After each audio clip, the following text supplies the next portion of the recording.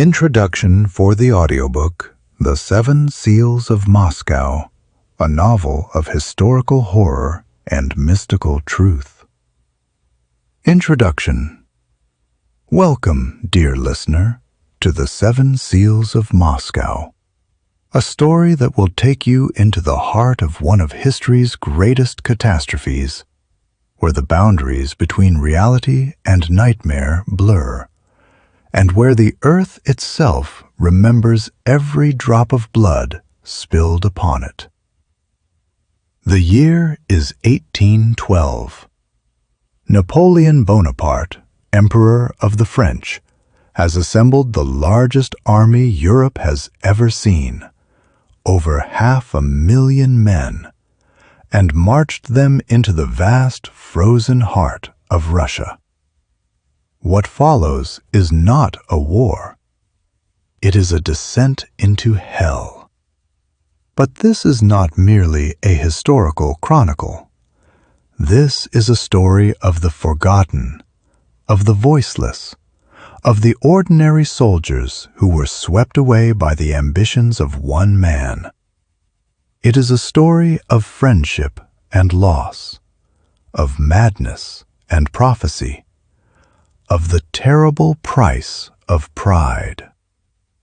At the center of this tale is Étienne Duval, a young engineer from Corsica, a man who never wanted glory but was ordered to record it.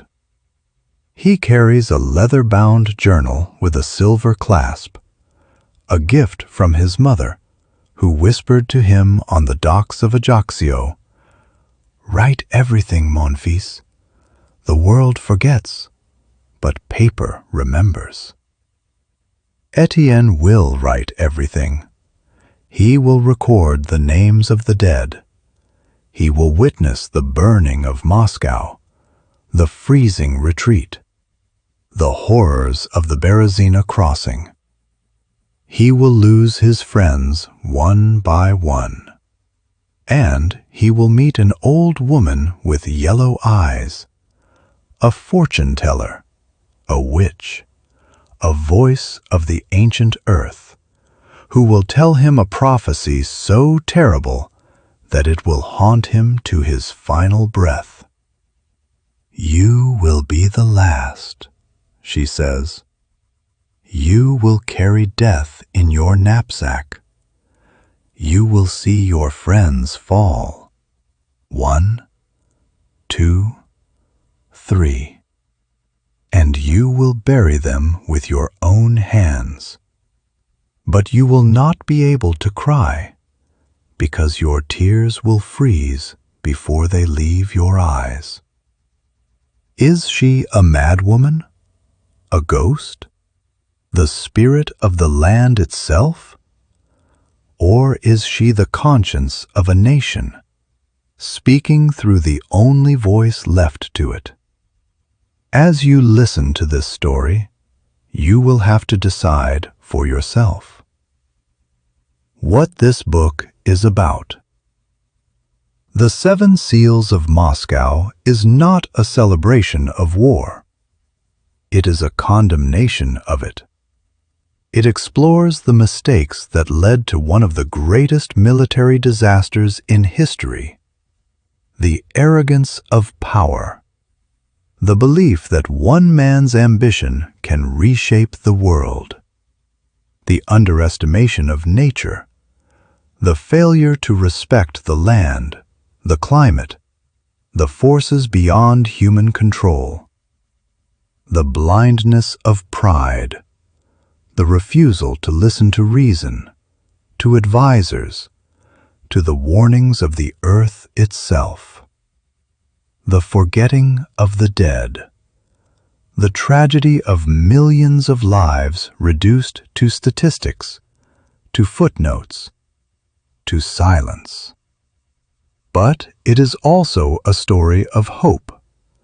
Hope in the power of memory.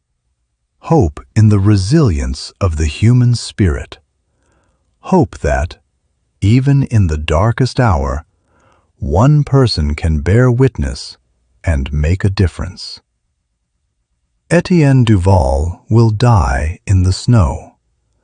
But before he dies, he will leave behind a diary, a stone tablet carved with ancient runes that will be found 2 centuries later in a museum in Moscow.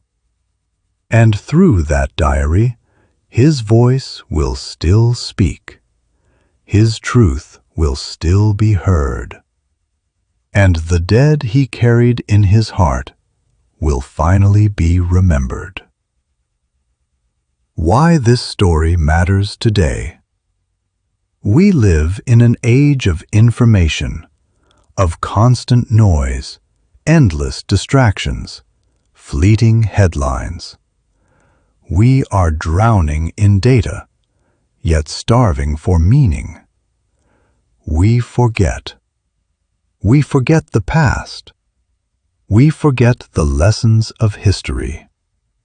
We forget that every life is sacred, every death a loss, every story worth telling. This book is a reminder to remember. It reminds us that war has no victors, only the dead and the traumatized.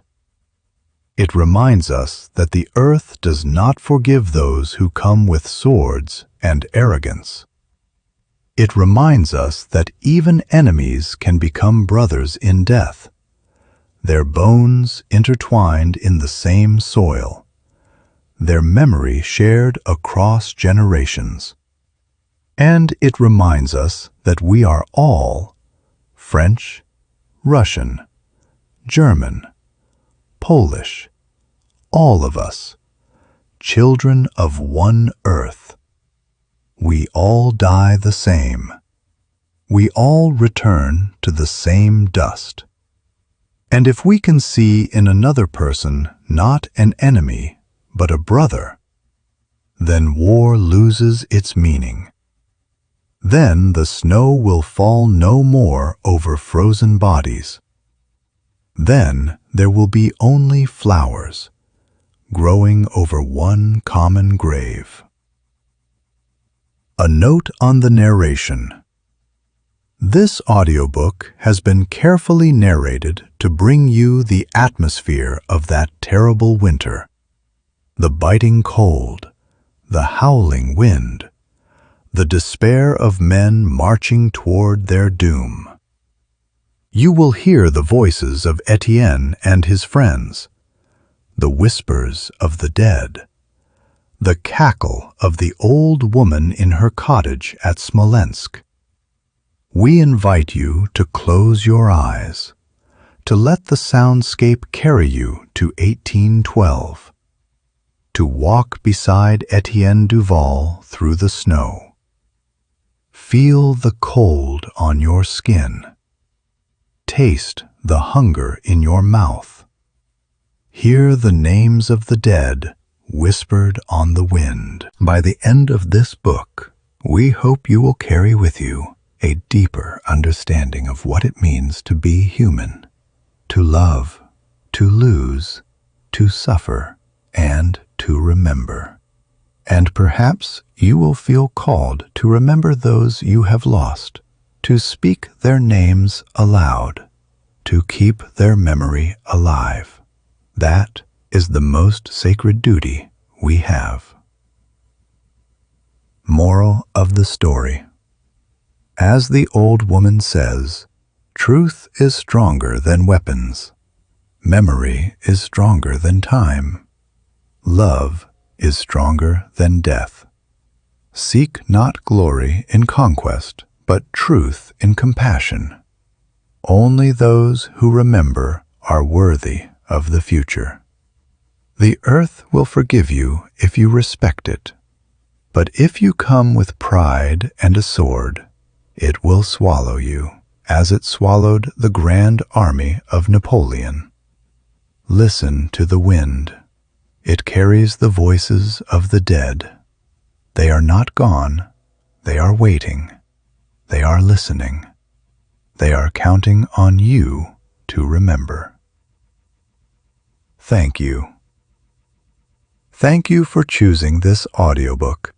Whether you are a history enthusiast, a lover of supernatural fiction, or simply someone seeking a powerful story, we hope that this journey into the frozen heart of Russia will stay with you long after the final word. Now, let us begin. Let us walk into the snow. Let us remember. The Seven Seals of Moscow. The world forgets, but paper remembers. Begin listening. This audiobook is a work of fiction. All characters, events, and mystical elements are either products of the author's imagination or are used fictitiously. The historical background, however, is grounded in the real events of Napoleon's invasion of Russia in 1812. The author has consulted numerous primary sources, letters, diaries, and official reports, to ensure historical accuracy in the portrayal of the campaign, the weather, and the experiences of the soldiers. The mystical elements are symbolic, intended to explore the psychological and spiritual dimensions of a catastrophe that defies easy explanation. The Seven Seals of Moscow, a novel of historical horror and mystical truth. Book 1. The Gates of Deception. Chapter 1. The Fortune Teller of Smolensk. September 4th, 1812. The road to Smolensk was not a road, but a wound, a long, festering gash across the belly of the earth, and the Grand Army was the pus that oozed through it. Étienne Duval had written that sentence in his diary 3 times and scratched it out twice. On the 3rd attempt, he let it stand, because it was true, and because truth, he had begun to suspect, was the first casualty of this campaign. He was 23 years old, a Corsican by birth, a Frenchman by convenience, and an engineer by the emperor's whim. His hands were calloused not from the sword, but from the compass and the ruler, and he carried in his knapsack not ammunition, but a leather-bound journal bound with a silver clasp, a gift from his mother, who had pressed it into his palm on the docks of Ajaccio and whispered, "Write everything, mon fils. The world forgets, but paper remembers." That evening, the army halted in the outskirts of Smolensk. The city had already been sacked, first by the Russians, who had burned their own stores, then by the French, who had found nothing but ash and the occasional stray dog. The men were tired, hungry, and irritable. The officers had ordered a halt to rest the horses, but there was no fodder, and the horses stood with their heads low, their ribs showing through their coats like the bars of a cage. Étienne sat on an overturned cart, his journal open on his knee, the nib of his pen hovering over the page. He was trying to describe the sky, a low, bruised purple, like the color of a vein just beneath the skin, but the words would not come. Behind him, his companions were bickering. "You call that a fire?" Pierre was saying, his voice carrying that particular boastful timbre that always preceded trouble. Pierre was an artilleryman, broad-shouldered and red-faced, with a mustache he waxed with candle grease. He believed in 3 things: the emperor, the power of the 12-pounder, and his own infallibility. "My grandmother could build a better fire with a wet match and a prayer." "Your grandmother," growled Sergeant Marcel, "could not light a candle if the sun was shining through her. Sit down, you puppy, and stop wasting your breath.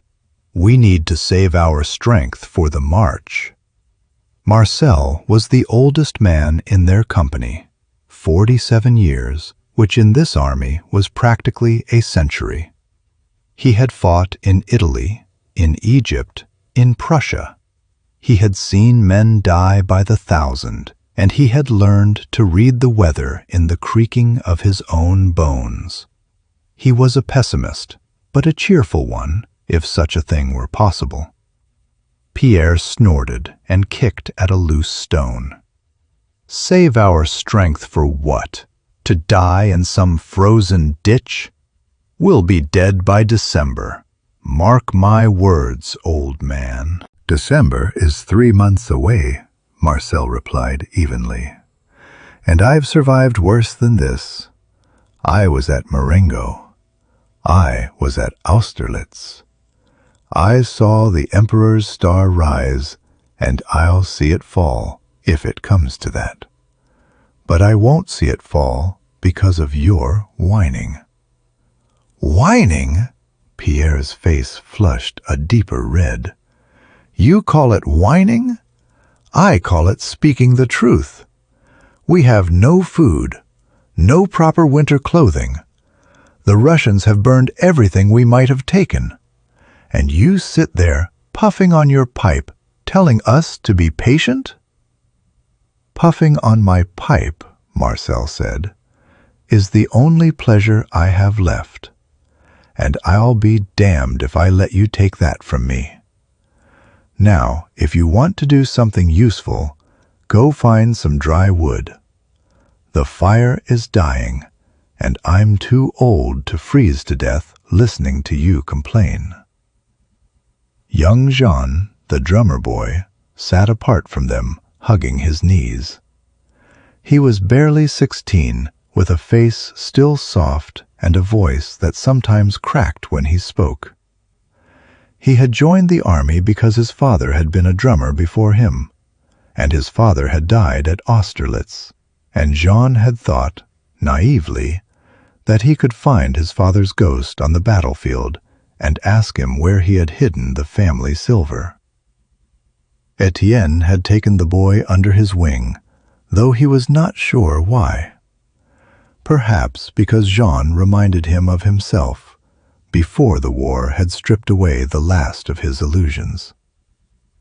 Jean's voice broke through the bickering. "Étienne," he said softly, "there's a house over there. The others are going in. They say there might be food." Étienne looked up. 100 yards away, a ramshackle cottage stood at the edge of a copse of birch trees.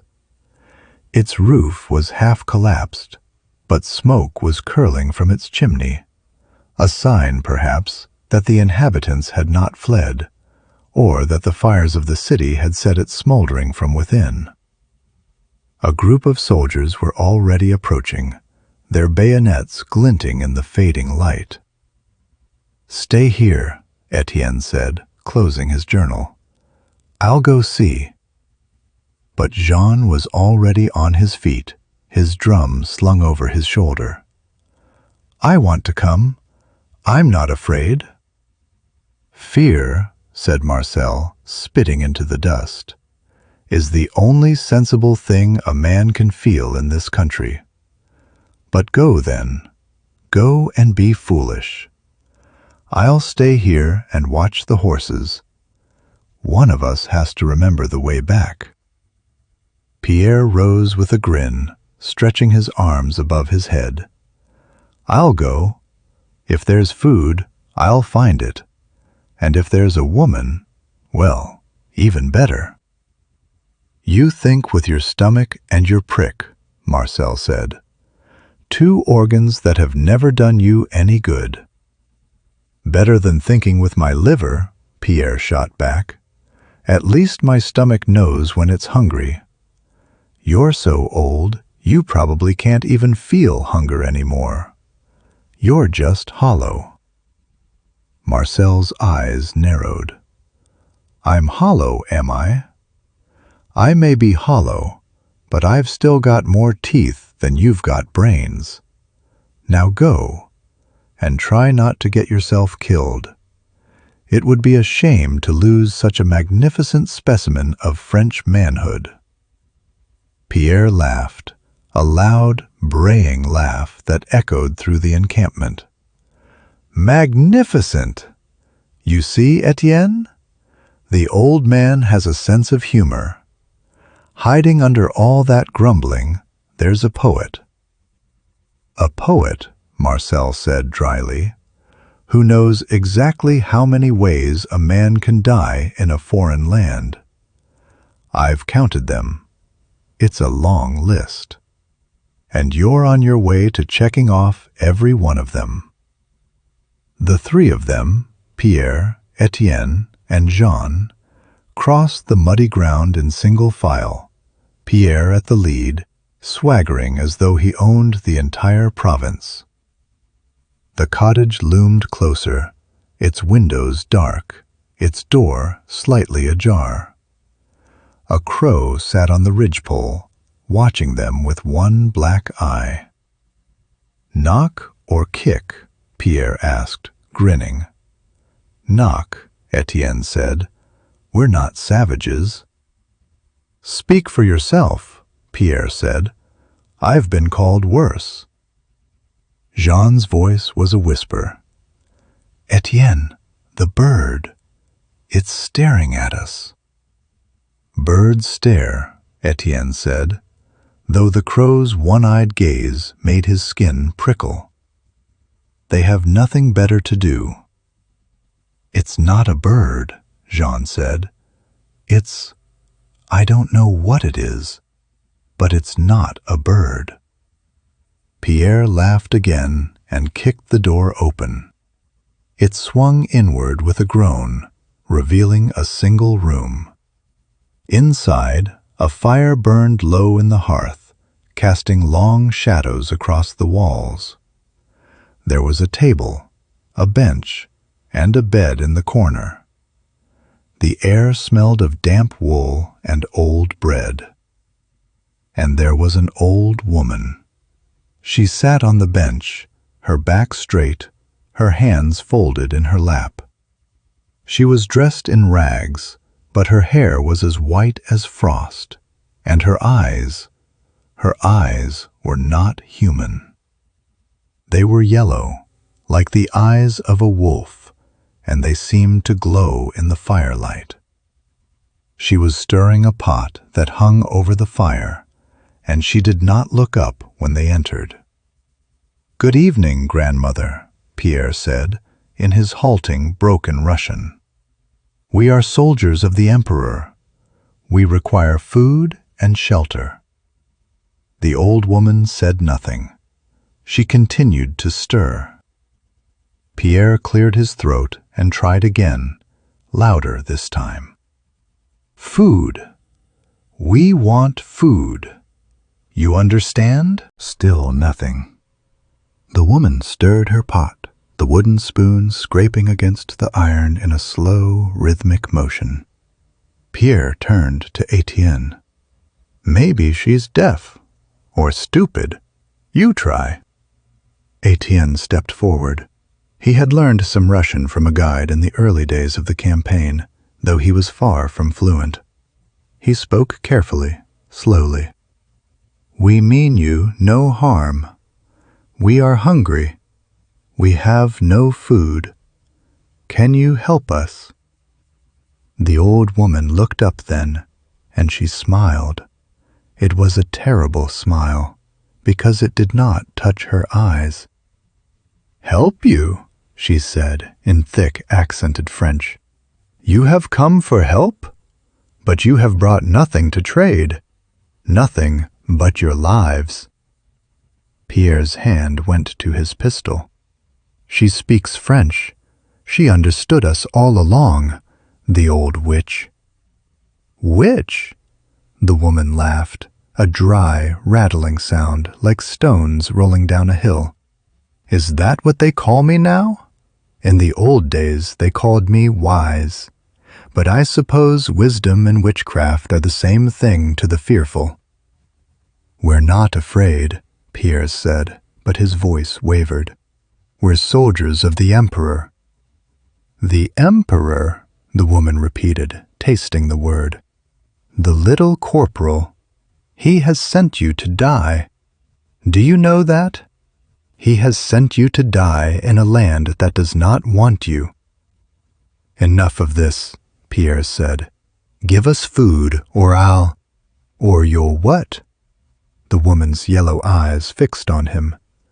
Shoot me? A harmless old woman? Go ahead, young soldier. Pull the trigger. But you will find that bullets have no power here. Pierre's face was a mask of anger and confusion. You're bluffing. You're just a peasant. A crazy old peasant. Am I? She rose from the bench with a surprising quickness and hobbled to the table. Her feet were bare and her toenails were long and yellow, like the claws of a bird. She carried the pot with her and set it down in front of them. Inside, a dark liquid sloshed, a broth of some kind, thick and greasy, with bits of something floating in it. Eat, she said. Eat and listen. I have a story for you. Pierre stared at the broth with suspicion. What is it? Nothing that will harm you, she said, unless you count truth as a poison. Then it will kill you twice over. Jean stepped back, his hand reaching for Étienne's sleeve. Étienne felt the boy's fingers trembling. We're not hungry, Étienne said quietly. We were just passing through. We'll be on our way. On your way? The woman laughed again. Where is there to go? Forward to Moscow? Back to Paris? You are in the middle of a story, young man. A story that has been written for centuries. You cannot walk away from it. Pierre was already sitting down, dipping his fingers into the broth and licking them. It's warm, he said. It's not bad. Taste it, Étienne. You're always so careful. Careful men die just as quickly as careless ones. I'll stand, Étienne said. Afraid? Pierre smirked. Afraid of a little old woman's cooking? Afraid of nothing, Étienne said, though his stomach was growling. Just cautious. Same thing, Pierre said, and took another slurp of broth. The old woman sat down opposite Pierre, and she drew from her bosom a piece of birch bark covered in symbols. She spread it on the table, and the firelight seemed to flow into the grooves of the markings, making them glow like embers. I know why you have come, she said. You come for Moscow. The little corporal wants to conquer the city of the Tsars. He thinks it will break the Russians. He thinks it will end the war. It will, Pierre said, his mouth full. No, said the old woman. It will not end. It will begin. You are walking into a mouth, young soldier, a mouth that is already closing. When it shuts, your bones will crunch like dry biscuits. Your horses will freeze in their tracks. Your flags will turn to dust. Jean's face was pale. Is she a prophet?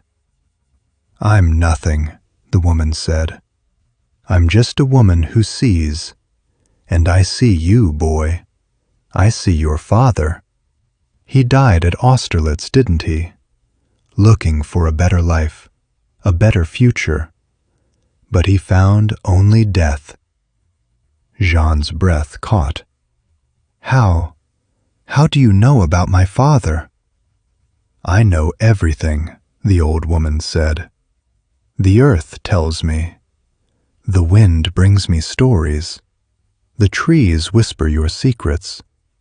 You came here looking for a ghost, boy, but you will not find him. You will only find your own death. Étienne stepped forward. Stop this. You're frightening him. Fear is good, the woman said. Fear keeps you alive. But you, red-haired one, you are not afraid. That is your problem. You do not fear death. You do not fear anything. And that is why you will be the last. The last? Étienne felt a chill run down his spine. What do you mean? I mean you will watch them all die, she said. One by one. First the boy, then the braggart, then the old one. You will bury them with your own hands. You will see their eyes close. You will feel their last breath on your cheek. And you will not be able to cry, because your tears will freeze before they leave your eyes. Pierre slammed his fist on the table. That's enough. I'm tired of listening to this mad woman. He drew his pistol and aimed it at her. Tell me, grandmother, do you see this bullet in your future? The old woman did not flinch. She smiled again, and her teeth were black with rot. Shoot, she said, but you will miss. Liar! Pierre pulled the trigger. The roar of the pistol filled the little room, and Jean screamed. A cloud of smoke billowed up. When it cleared, the old woman was still sitting there, unmarked, her hands still folded. The bullet had embedded itself in the wooden wall behind her, where it had stuck like a fly in amber. Pierre stared at the wall, his face pale. That's impossible. Nothing is impossible, the old woman said. Only improbable. But I have no more time for you. The fire is calling me. She stood up, and with a sweep of her hand, the fire in the hearth flared up, so bright that it blinded them all. Étienne threw his arm over his eyes, and when he lowered it, the woman was gone. The cottage was empty. Only the table remained, with the birch bark still lying on it. Étienne picked it up. The symbols were burned into the bark, deep and black, and they seemed to writhe under his gaze. He did not know what they meant, but he felt a cold certainty that they were meant for him. Put that down, Pierre said, his voice cracking.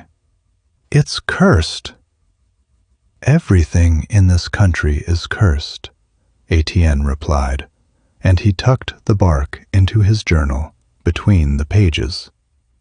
He did not know why. Some instinct, perhaps, or some premonition. Are you insane? Pierre grabbed his arm. She did something to us. That witch. She's been here for, I don't know how long. She's been in this place, waiting for us. Don't you understand? We were meant to come here. Pierre, Étienne said, his voice calm. I've seen you face a battery of Russian guns without flinching. I've seen you laugh at death. And now you're afraid of an old woman with a pot of soup? The woman with the pot of soup, Pierre said, his hand shaking. Just caught a bullet with her face. You saw it. I shot her, and the bullet didn't touch her. Marksmanship is a fine art, Marcel said from the doorway. They turned. The old sergeant was standing there, his pipe in his hand, his expression grim. One you clearly need more practice with.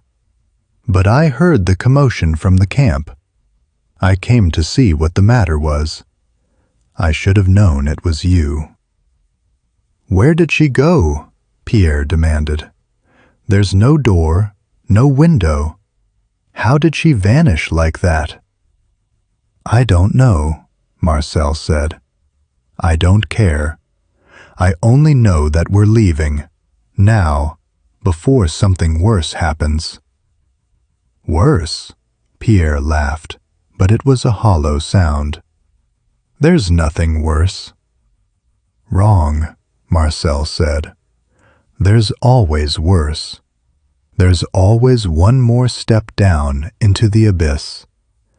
Now move your feet, soldier. We still have a war to fight." "War?" Pierre's voice was bitter. "What war? We're not fighting a war. We're dying. We're all dying, every single one of us." They left the cottage in silence. Outside, the sky had darkened, and the first stars were appearing, cold and distant. The crow was still on the roof, but now it was watching them with both eyes, and its head was cocked as though it were listening. "You shouldn't have shot at her," Jean whispered to Pierre. "She was just an old woman."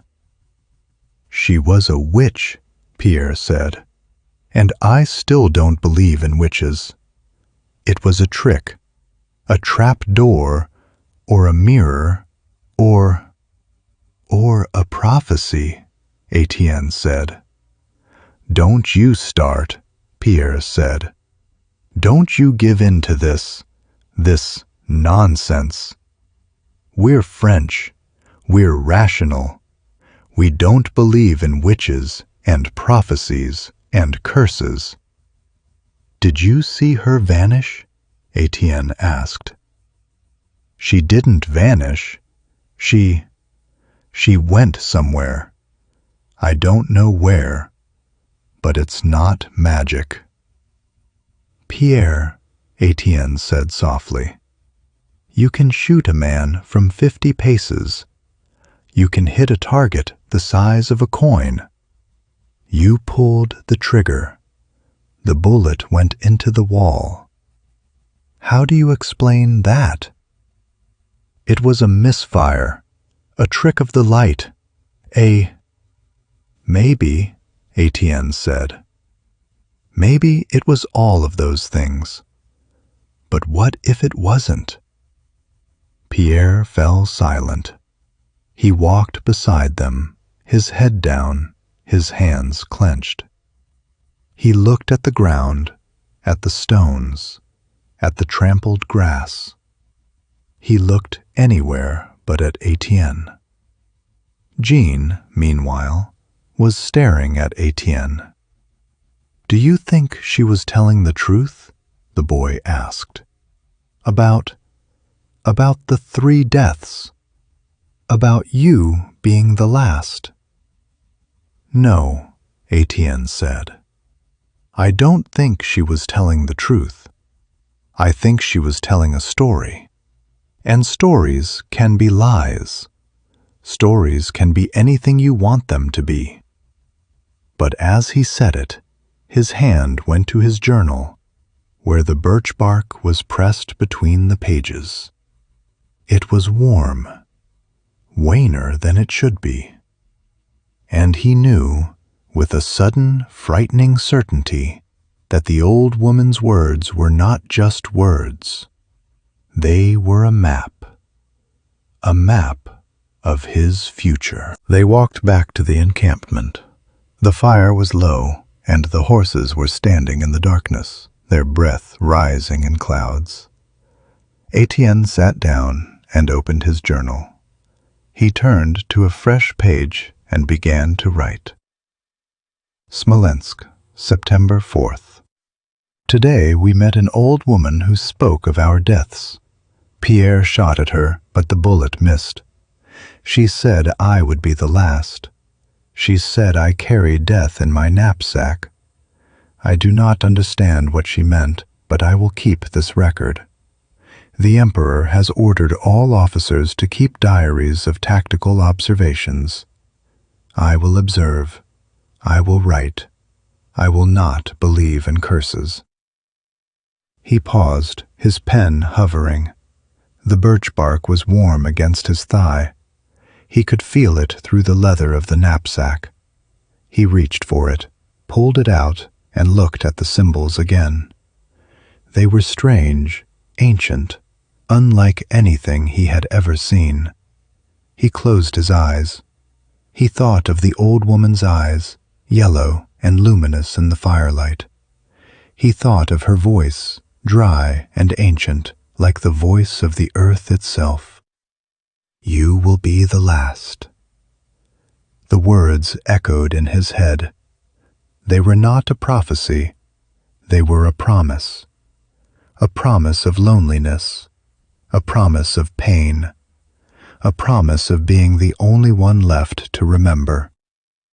He put the birch bark back into his knapsack and wrote a final sentence.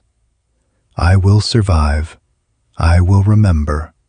I will bear witness." He closed the journal and lay down. The fire crackled beside him. Marcel was snoring, his head on his pack. Jean was curled up, his body small in the darkness. Pierre was sitting apart, staring at the fire, his face haunted. In the distance, someone was singing a Russian folk song. It was a melancholy tune, full of minor chords and long pauses, and it seemed to come from everywhere and nowhere. Étienne pulled his coat tighter and closed his eyes. The frost was coming. He could smell it on the wind. Chapter 2. The March of the Dead. September 7th to 12th, 1812. The march from Smolensk to Moscow was a pilgrimage through hell. Étienne had read about the Crusades in his youth, about armies of faithful men marching through deserts and mountains, sustained only by their belief in a holy cause. He had imagined it as something noble, something heroic. Now he knew the truth. Faith was just hunger in a clean uniform. Belief was just fear that had learned to dress itself in fine words. The road stretched before them like a gray ribbon, endless and indifferent. On either side, the countryside lay scorched and barren. The Russians had burned their villages, salted their fields, poisoned their wells. There was nothing for the army to eat, nothing for the horses to graze, nothing for the men to burn for warmth. And yet they marched. Day after day, mile after mile, they marched. "Does anyone know where we're going?" Pierre asked one evening as they sat around a fire made from the broken pieces of a peasant's cart. The flames cast flickering shadows on his face, making him look older than his 25 years. "To Moscow," Étienne said. "The Emperor has ordered it." "The Emperor," Marcel said, his voice heavy with sarcasm, "has been to Moscow before, in his dreams, in his maps, but he has never walked this road. He has never felt this cold." The cold was a living thing. It crept into their clothes, their boots, their very bones. It made the men huddle together at night like animals, pressing their bodies against each other for warmth. It made their breath turn to frost before it left their lips. It made their fingers numb and useless so that they could barely hold their rifles, could barely light their fires, could barely write their letters home. Pierre stirred the fire with a stick. "You've been in more campaigns than I have, old man. Have you ever seen anything like this?" Marcel took a long drag from his pipe. "I was in Egypt," he said. "The desert, the heat. It was the opposite of this. But in a way, it was the same despair, the same hopelessness. Men dying of thirst instead of cold, but men dying all the same." And yet you're still here, Pierre said. Still alive. Marcel shrugged. I'm too stubborn to die, and too old to care about anything. That's the secret of survival, boy. You stop caring. You stop hoping. You just keep moving. Like the dead, Étienne said. Marcel looked at him. What? Like the dead, Étienne repeated. Men who are already dead. They just haven't fallen down yet. Jean came back from foraging with empty hands. His face was drawn, his eyes hollow. There's nothing, he said. No food, no wood, nothing. The Russians burned everything. Did you find any scrap of anything? Pierre asked. A root? A berry? Anything? Jean shook his head. Nothing. Pierre swore under his breath. What are we going to eat? We have hardtack, but it's running low. And the horses... He looked at the animals, standing in the darkness, their ribs prominent. They're skin and bone. They won't last another week. Then we eat the horses, Marcel said matter-of-factly. Pierre stared at him. Eat the horses? That's insane. They're the only thing that's keeping us moving. They're also the only meat left, Marcel said. And meat is what we need. We're marching through hell, boy. Hell isn't a place of fire. It's a place of cold, of hunger, of having to do things you never thought you would do. And one of those things is eating your own horse. Never, Pierre said. I'd rather starve. Then you'll starve, Marcel said, and I'll eat the horse. Jean looked at Étienne, his eyes wide. Are we really going to eat the horses? Étienne put a hand on the boy's shoulder. We're not going to do anything we have to do. Not yet. Let's see what the next few days bring. The next few days, Marcel said, will bring the same as these: hunger, cold, death. It's a slow march to oblivion. That's all this is. Such optimism, Pierre muttered. Optimism, Marcel said, is for fools.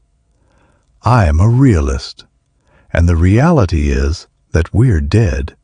We just haven't realized it yet. The next day, Étienne wrote in his journal, September 8th. We passed through a village today, or what was left of one. The houses were burned, the church was gutted, the well was filled with stones. There was a woman sitting on the steps of the church. She was not moving. We thought she was dead, but when we approached, she opened her eyes. They were blue, so blue they seemed to glow in the gray light. She said nothing. She just watched us with those eyes, as though we were ghosts passing through her world. I do not know what happened to her. I do not want to know. He read the entry aloud to Marcel, who was sitting by the fire. The old sergeant listened in silence, his face unreadable. That woman, Marcel said. What do you think she was doing there? I don't know, Étienne said. Waiting, I suppose. For something. For death, Marcel said. Or for life. It's all the same in this country. She was waiting for something. Maybe for us. Maybe for the end. Who knows? What do you think she was? Étienne asked. Marcel shrugged. A ghost? A memory? A dream? It doesn't matter. She's gone now. We're still here. That's all that matters. But Étienne could not shake the image of the woman's eyes. They had been blue, so blue they seemed to contain the entire sky. They had watched him with a calm, knowing gaze, as though she had seen him before, as though she had known he would come. September 10th. The horses are dying. We have lost 3 this week. The men are starting to talk about eating them. Marcel says this is a bad sign. He says that when an army eats its horses, it is admitting defeat. But what choice do we have? The men are starving. I saw a soldier fall to his knees today and beg for bread. He was crying. He was a grown man, and he was crying like a child. I gave him my last piece of hardtack. It was a small thing, but it was all I had. Étienne closed his journal and looked at Pierre, who was huddled over the fire. His friend's face was thin, his eyes hollow. He had not eaten in 2 days. "Pierre," Étienne said, "I have something for you."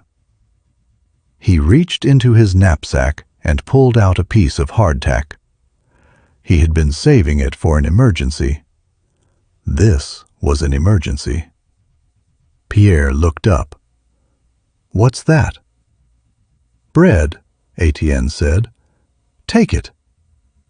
Pierre shook his head. "I can't. You need it more than I do." "I have enough," Étienne lied. "Take it." Pierre took the hardtack and ate it in 3 bites. He devoured it like a starving animal, his teeth grinding against the dry, hard bread. His eyes were closed. His face was a mask of concentration. "Thank you," he said when he was done. "Thank you, Étienne." "I'll do whatever I can for you," Étienne said. "We're in this together." Pierre laughed. "In this together? Yes. Together in the middle of nowhere. Together in the cold. Together in the dark. A fine thing." "Better than alone," Étienne said. "Alone," Pierre said, "is what I'm afraid of. Alone with the dead. Alone with the silence. Alone with the memory of what we've lost." "Then don't be alone," Étienne said. "Stay with us. Stay with me." Pierre looked at him. His eyes were wet. "I'll try," he said. "I'll try." September 12th. We are close now. I can feel it in the air. There is something strange about this place, something I cannot put into words. The trees are different here. They are older, more twisted, as though they have been bent by a wind that does not blow. The sky is always gray, always heavy, as though it is about to snow. But the snow does not come.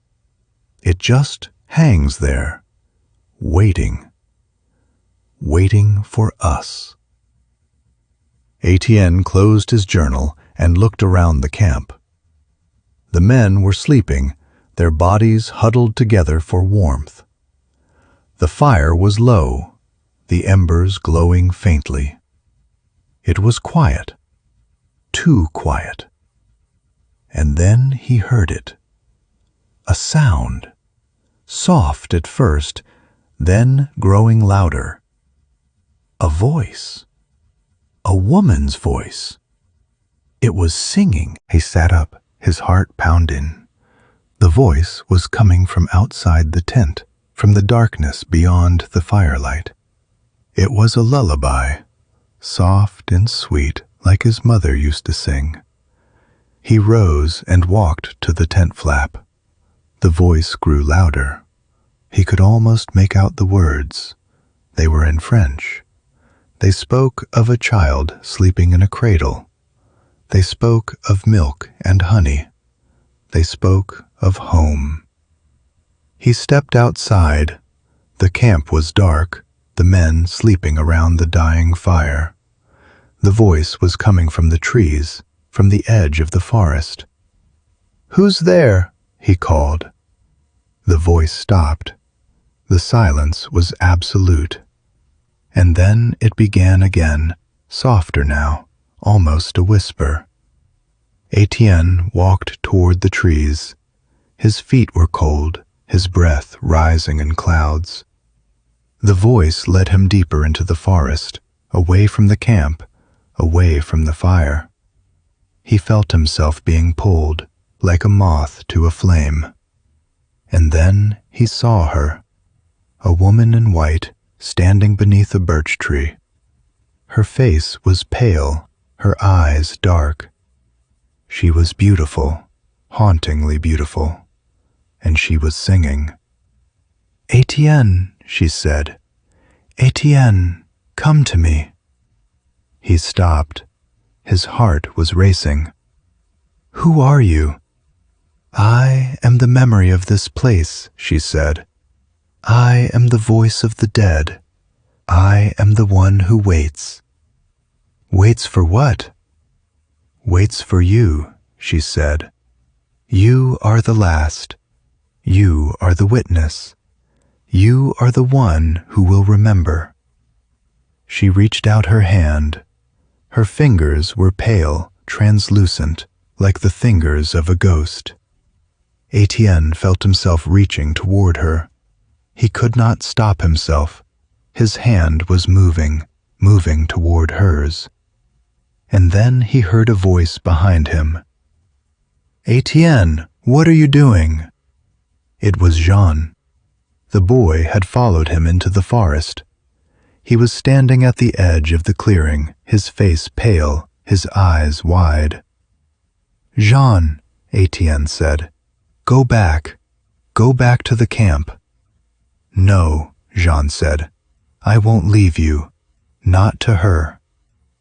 The woman turned. Her eyes glowed in the darkness. "The boy," she said, "the boy who carries the drum, the boy who searches for his father's ghost. He does not belong here." "Jean," Étienne said, "listen to me. Whatever happens, stay behind me." The woman reached out both hands. "Come," she said. "Come to me, Étienne. Come and forget. Come and rest. Come and be free." He felt himself drawn to her. Her voice was like honey. Her eyes were like the sky. He wanted to go to her, to feel her arms around him, to forget everything. The cold, the hunger, the death, all of it. He wanted to forget. Jean grabbed his arm. "No, don't listen to her. She's not real." Étienne shook his head. "She's real. I can see her. I can hear her. She's real." "She's a ghost," Jean said. "A memory. She's the old woman from Smolensk. She's changed her shape." Étienne looked at the woman.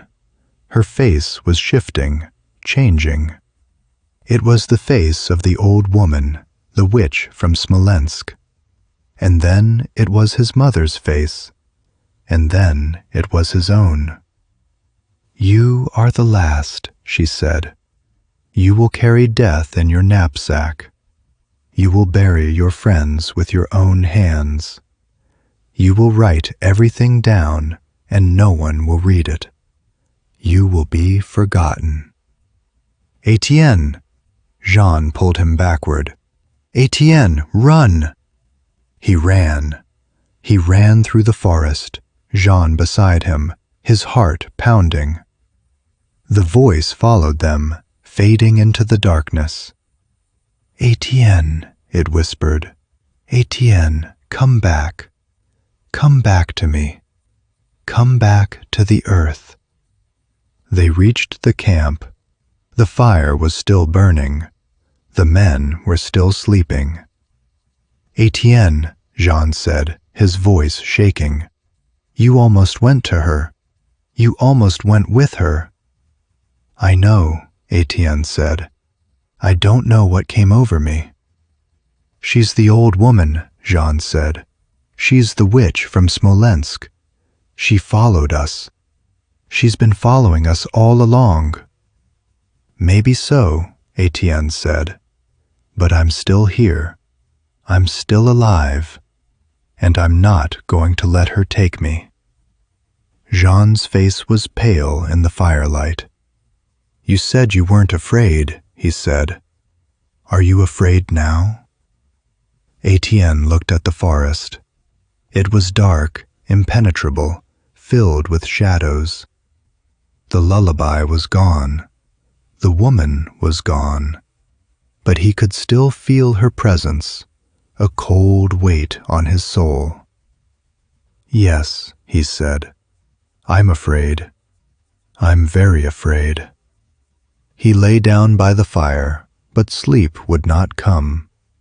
The image of the woman's face haunted him. The shifting, changing features, the voice that could be so sweet and so terrible at the same time. He felt the birch bark in his knapsack, warm against his back. It was pulsing like a heartbeat. He took it out and looked at the runes. They were glowing faintly, as though they had been awakened by the encounter in the forest. "What do you want from me?" he whispered. "What am I supposed to do?" The runes glowed brighter, and he felt a warmth spread through his fingers.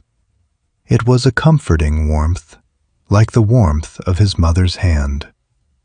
He closed his eyes and felt himself drifting into sleep. Chapter 3. The Empty City.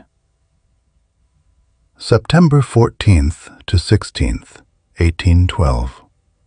Moscow was a ghost. That was the only way Étienne could describe it.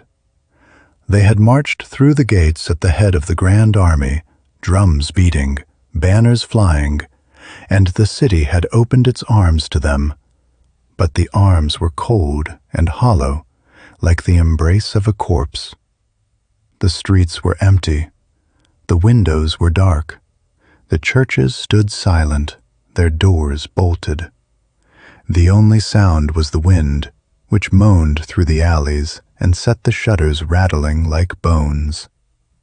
Napoleon had expected a delegation, the boyars with their fur hats, the merchants with their bribes, the priests with their icons. He had expected the keys to the city, presented on a velvet cushion. Instead, he got silence, and hunger, and the first whisper of a terror that would take 300,000 men and grind them into the mud. Étienne rode with the engineers, his horse stepping carefully over the cobblestones. The city was vast, sprawling, a labyrinth of streets and squares and monasteries. It was beautiful in its way, the domes of the churches glittering like golden onions, the palaces painted in pastels, the barges on the river stacked with hay. But it was empty. The people had fled, taking everything with them, food, fuel, even the windows which they had smashed to deprive the French of glass. "Where is everyone?" Jean asked, his voice a thin whisper. He was riding beside Étienne on a small pony, his drum strapped to his back. His eyes were wide, and he kept looking over his shoulder. Gone, Étienne said. They burned their own houses behind them. They'd rather starve than let us have a crust of bread. But that's madness. No, said Marcel, who was walking alongside them, leading a mule. It's strategy. It's the oldest trick in the book. Scorch the earth, and the invader dies of hunger. They did it to Charles XII, and they'll do it to us. Mark my words. Pierre, who had been unusually quiet since the incident at Smolensk, now spoke up. Then we'll find food. We'll break into the cellars. You'll find nothing, Marcel said. The Russians have been at this game for centuries. They know how to make a city into a tomb.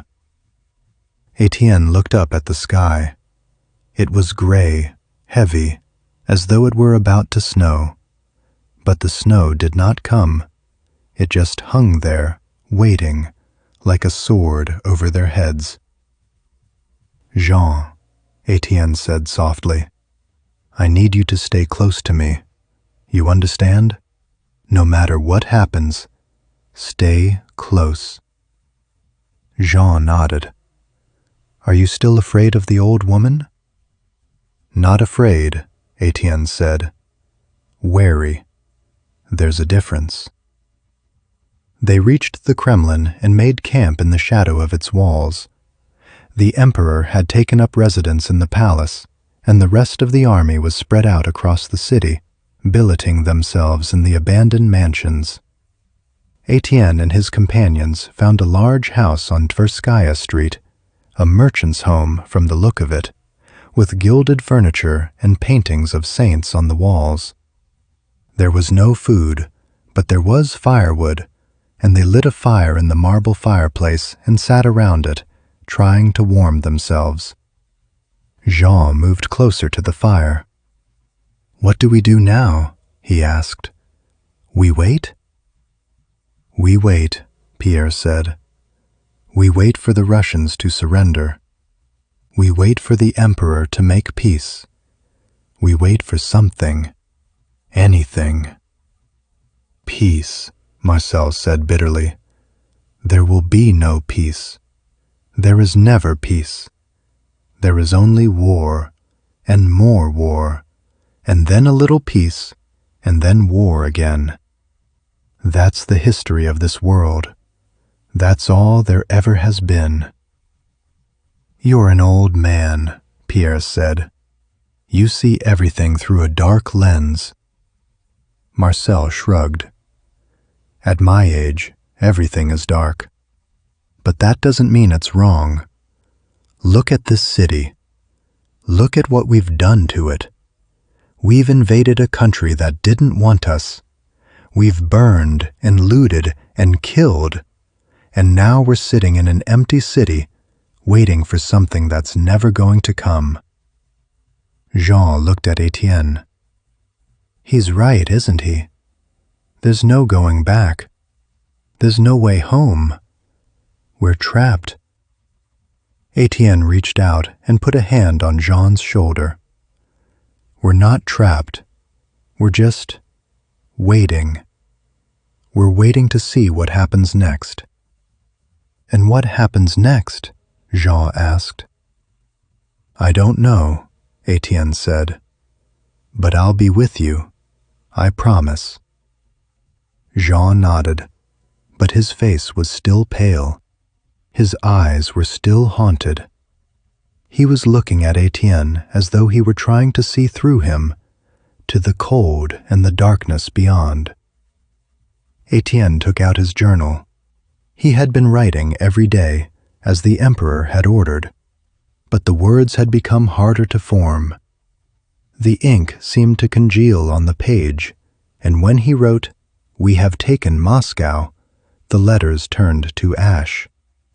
He stared at the word ash, which had appeared as though by itself, and he felt a chill that had nothing to do with the cold. He closed the journal and looked around the room. Pierre was pacing, his steps heavy and restless. Marcel was smoking his pipe, watching the fire with unseeing eyes. Jean was sitting in the corner, his head bowed, his hands clasped. "Jean," Étienne said, "are you all right?" "I'm fine," Jean said. I keep hearing things. Voices, footsteps, the sound of drums." "Drums?" "My father's drums," Jean said. "I hear them at night. In my dreams. He's calling me. He wants me to come home." "Jean," Étienne said gently, "your father is dead. He can't call you. It's your memory of him. It's your love for him. That's all it is." "No," Jean said. "It's real. I hear him. He's out there. He's in the city, somewhere, and he's waiting for me." Étienne looked at Marcel, who shook his head slowly.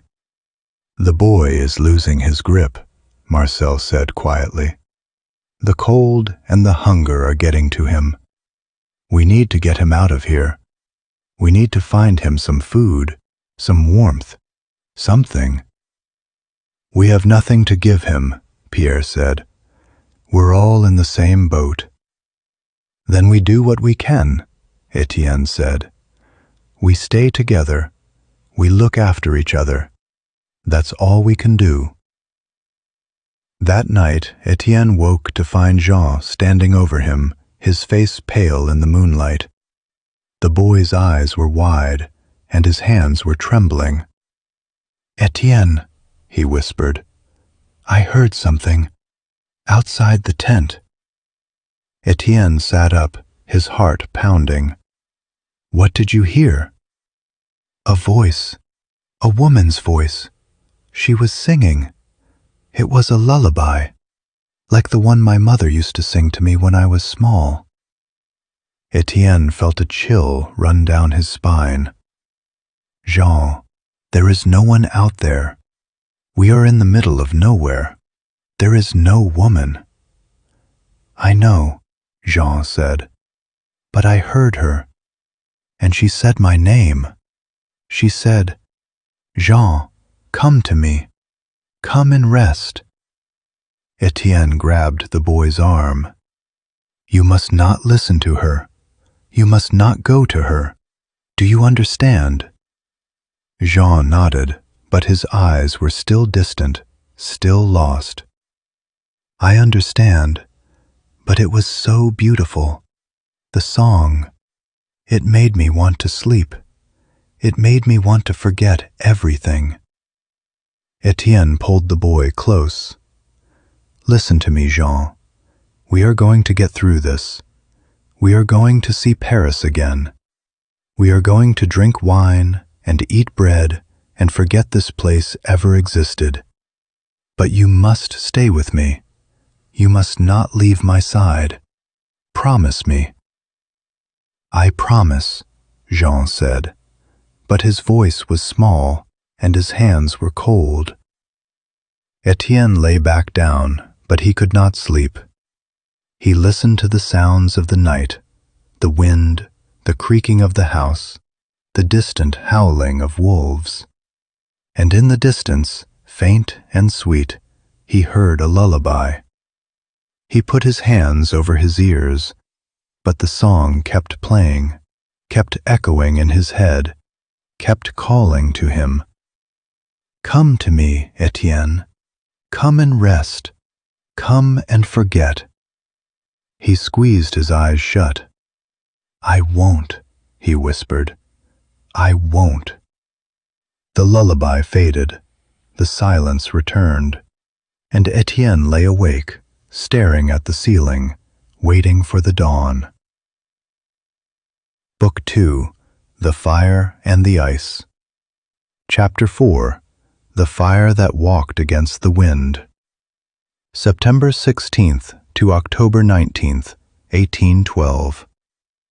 Étienne woke to the sound of screaming.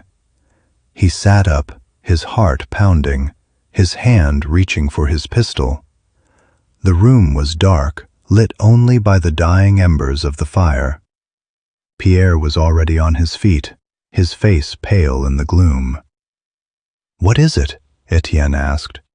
"What's happening?" "The city," Pierre said. "It's burning." Étienne rushed to the window. The sky was orange, red, alive with flame.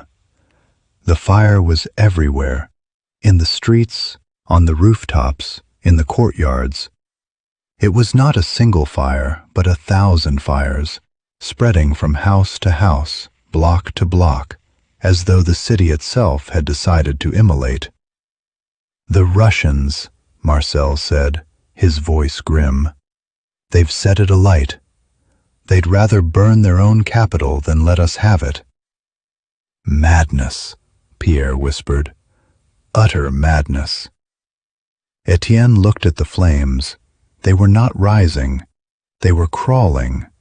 They poured from the basements like liquid gold, hugging the cobblestones, seeking out the French bivouacs with the patience of hunting hounds.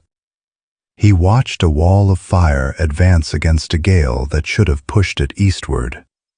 Instead, it came west, straight for the Kremlin, straight for the Emperor. "The wind," Étienne said. "The wind is blowing against the fire. It shouldn't be doing that." "Maybe the fire doesn't care about the wind," Marcel said. "Maybe it has a mind of its own." Jean was standing in the doorway, his face white, his drum clutched to his chest. "Étienne," he said, "I heard a voice. In the garden. It was my mother. She's calling me." Étienne felt a chill that had nothing to do with the cold. "Jean, we've talked about this. Your mother is in France. She's not here." "I know," Jean said, "but I heard her. She's calling me to the well. She says she has something to tell me." "Jean," Pierre said, "there is no well. That's just your imagination." "There is a well," Jean insisted. "I saw it yesterday in the garden. It's old and stone, and the bucket is hanging in it. She said to come and drink." Étienne exchanged a glance with Marcel. The old sergeant's face was unreadable. "Let's go see," Étienne said. "All of us, together. We'll prove it's nothing." They left the house and walked into the garden. The moon was full, but the fire had turned the sky red, casting everything in an eerie, flickering glow. The garden was overgrown, wild, the trees casting twisted shadows. In the center there was a well, an old stone well, its rim mossy, its bucket hanging motionless in the darkness. Jean walked toward it, drawn as though by a string. Étienne followed, his hand on his pistol. The boy leaned over the edge, peering into the depths. "Mother?" he called. "Are you down there?" A voice drifted up from the well, a woman's voice, soft and sweet, singing a lullaby. Étienne did not recognize the words, but they were in French, and they spoke of milk and honey and a child sleeping in a cradle. Jean leaned farther. The bucket began to sway, and then the shadows from the trees, the birch trees that lined the garden, began to move. They stretched toward the boy, long and black and grasping, like fingers made of night. "Jean!" Étienne shouted. "Step back!" But the boy was frozen. The shadows wrapped around his ankles, his waist, his throat. He opened his mouth to scream, but no sound came out. The song from the well grew louder, and the bucket clattered against the stones, and then Jean was gone. Étienne lunged forward, but Marcel caught him by the arm. "Don't," the sergeant said. "Don't look. There's nothing to see." They stood there in the moonlight, breathing hard. The well was still. The shadows had retreated. The song had stopped. Étienne's heart was pounding so loudly that he could hear it in his ears. "Jean!" he shouted. "Jean!" No answer. Pierre was the first to move. He went to the well and peered inside. Then he turned, his face ashen. "He's at the bottom," Pierre said. "I can see him. He's not moving." Étienne pushed past him and looked down. The well was shallow, perhaps 20 feet, and at the bottom Jean lay crumpled, his drum still strapped to his back. There was no water. There was no blood, but the boy's hair, which had been dark brown, was now white as the frost on the morning grass. "Jean," Étienne whispered. "Jean, I am so sorry." Marcel put a hand on his shoulder. "It's done. There's nothing more we can do. We have to go. The fire is spreading." "I can't leave him," Étienne said. "I can't leave him there." "We have no choice," Marcel said. "The fire is coming. We'll be dead too if we stay." Étienne looked at his friend's body one last time. The white hair, the pale face, the drum still strapped to his back, its surface cracked and blackened. "Jean," he said, "I'll remember you. I'll write your name. I'll make sure you're not forgotten." They fled the garden as the fire swept through the house. The flames were everywhere now, leaping from building to building, consuming everything in their path. Étienne ran through the streets, Pierre and Marcel beside him, their faces streaked with soot. "The Emperor!" Pierre shouted. "Where is the Emperor?" "He's in the Kremlin," Marcel said. "Or he was. I don't know if he's still there. The fire is surrounding the walls." They ran through the burning city, dodging falling beams and collapsing walls.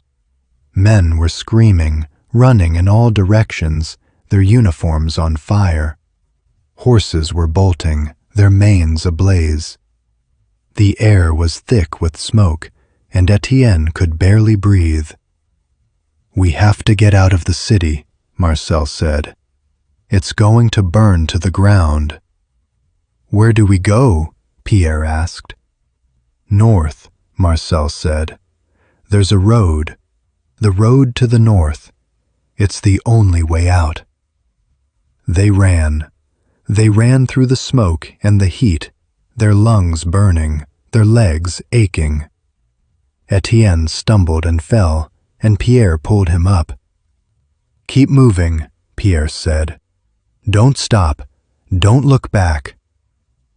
Étienne looked back. The city was a furnace. The domes of the churches glowed orange, then red, then white. The wind was blowing the fire toward them, and Étienne saw men running, their uniforms ablaze, their screams swallowed by the roar. He reached into his knapsack and touched the birch bark with the strange symbols. It was warm, almost hot, as though it were feeding on the heat. He did not understand what it meant, but he knew, with a certainty that chilled him to the bone, that this was only the beginning. The second seal was about to break. They reached the outskirts of the city as dawn broke. The sky was gray, heavy with smoke. The fire was still burning behind them, a wall of orange and black that stretched across the horizon. "We made it," Pierre said. "We made it out." Marcel shook his head. We're not out. We're in the middle of nowhere. No food, no shelter, no army. We're alone." "We're not alone," Étienne said. "We have each other. That's all we need." Pierre looked at Étienne. His face was hollow, his eyes empty. "Jean is dead. He's dead. The old woman said he would be the first. And now he's dead." "Don't think about that," Étienne said. "Think about surviving. Think about getting home." "Home," Pierre said bitterly. "There is no home. There is only this cold, this hunger, this death."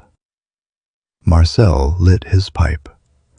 "We need to find the army. It's retreating. The Emperor ordered the retreat from Moscow. We need to catch up." "How?" Pierre asked.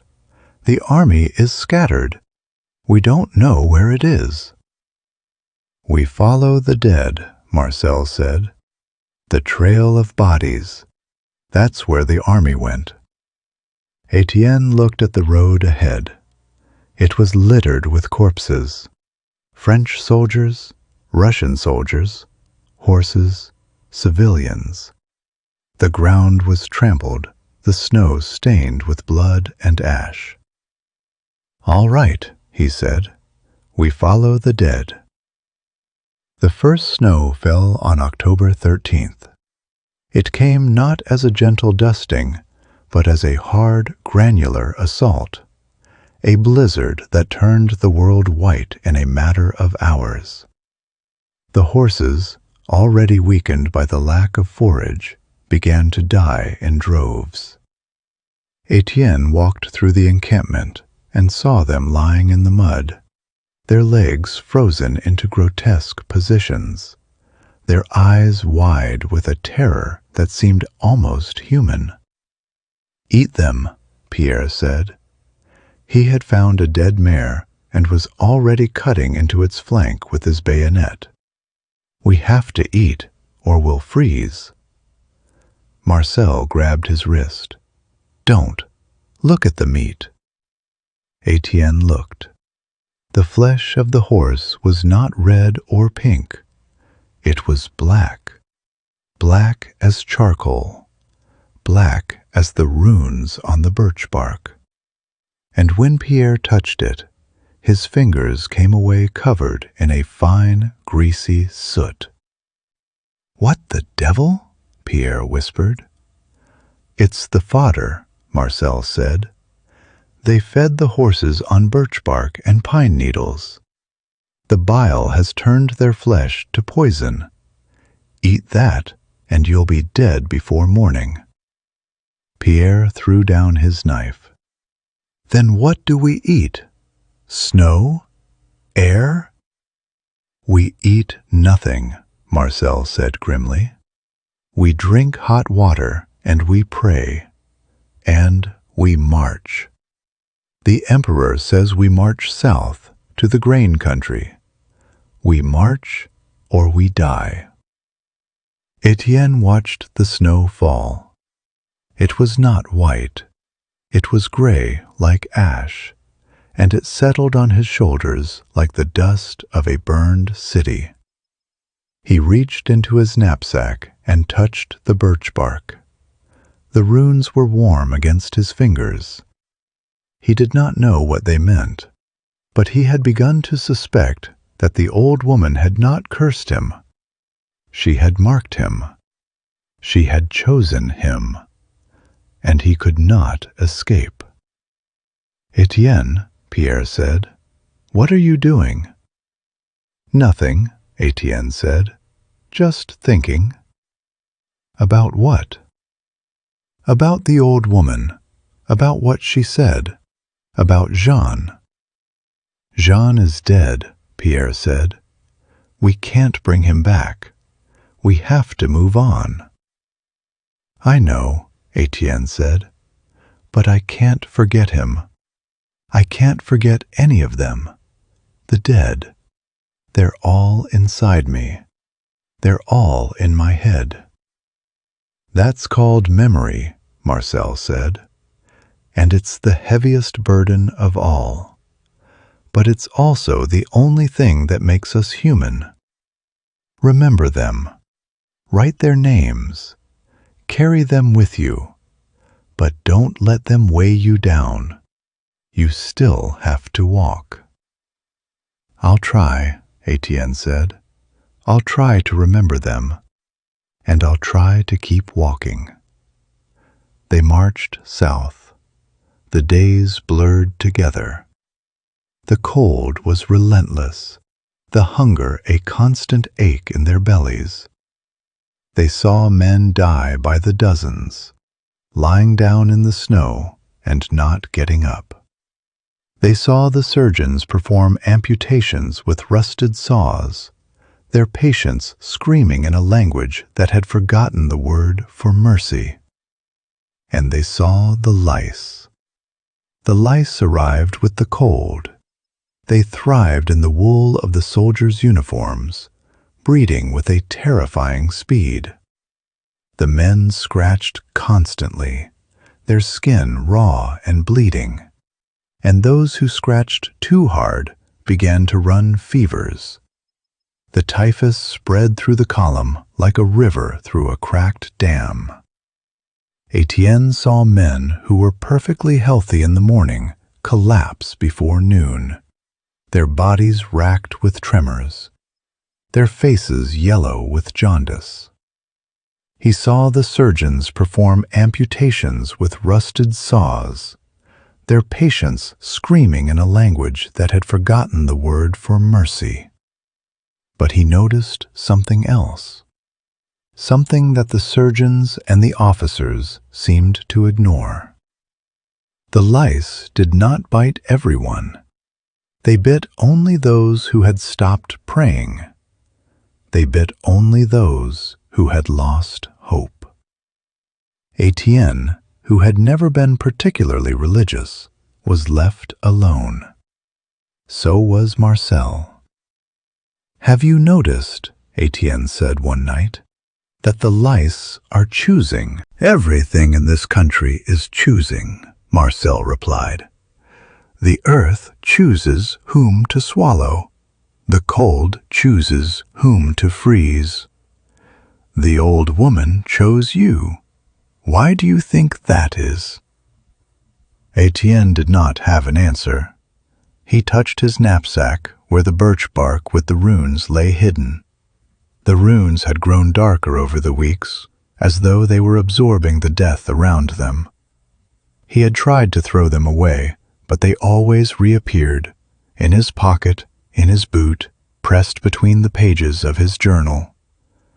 "I don't know," Étienne said. "I don't know why she chose me.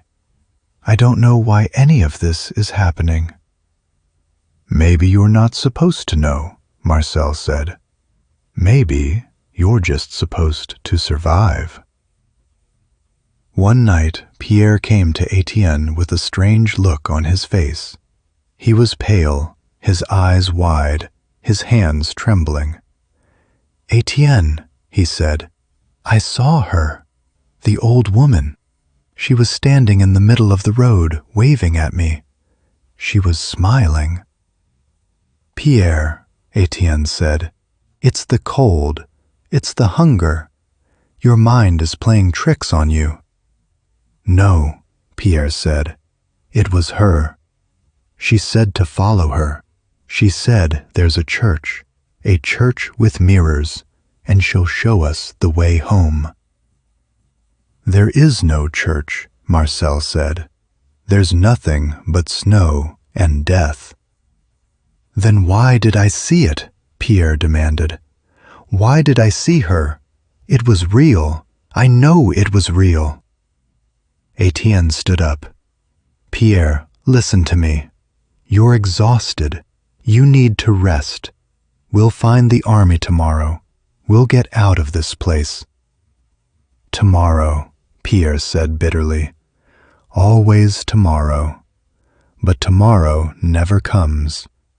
There is only today, and today I need to find her. I need to break the spell." He walked away into the darkness. Étienne followed him, shouting for him to stop, but Pierre was driven by a madness that had no ears. He walked for an hour, crossing the frozen fields, until he came to a small chapel, a wooden church, untouched by the fires, its cupola rising above the snow like a single pleading hand. Pierre kicked the door open and went inside. Étienne followed, his heart pounding. The chapel was dark, lit only by a single candle that burned on the altar. But there were no icons on the walls, no saints, no angels, no Christ in agony. Instead, there were mirrors. Dozens of them, of all sizes, hung from the rafters and propped against the pews, and in each mirror Pierre's reflection stared back. But the reflections were all wrong. In one, Pierre's throat was cut from ear to ear. In another, his eyes were missing. In a third, he was hanging from a tree. "Pierre!" Étienne shouted. "They're just reflections. They're not real." Pierre laughed, a high, unhinged laugh that echoed off the mirrors. "They're real enough," he said. "Watch." He drew his pistol and fired at the largest mirror, the one in which his throat was cut. The glass exploded into 1,000 shards, and the shards flew backward, not outward, like a spray of silver rain. And as they flew, they found Pierre's throat. They sliced through his skin, through his windpipe, through the arteries that carried the life from his heart. He fell to his knees, his hands clutched to his neck, his mouth opening and closing like a fish. Blood poured between his fingers, hot and red, and the mirrors all around him shattered in sympathy, raining down a silent, terrible hail.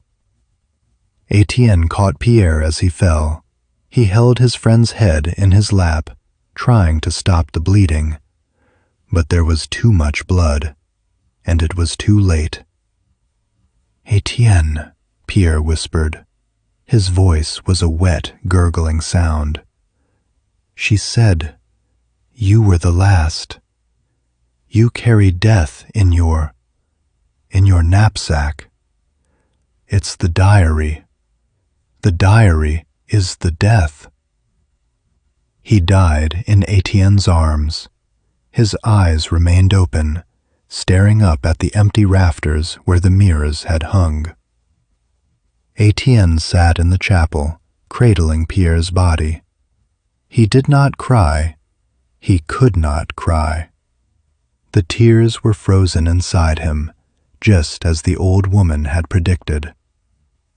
"Pierre," he whispered, "I'm sorry. I'm so sorry." He stayed there for a long time, holding his friend, feeling the warmth of the body slowly fade. And then he heard a voice, a soft, familiar voice. "You will be the last. You will carry death in your knapsack.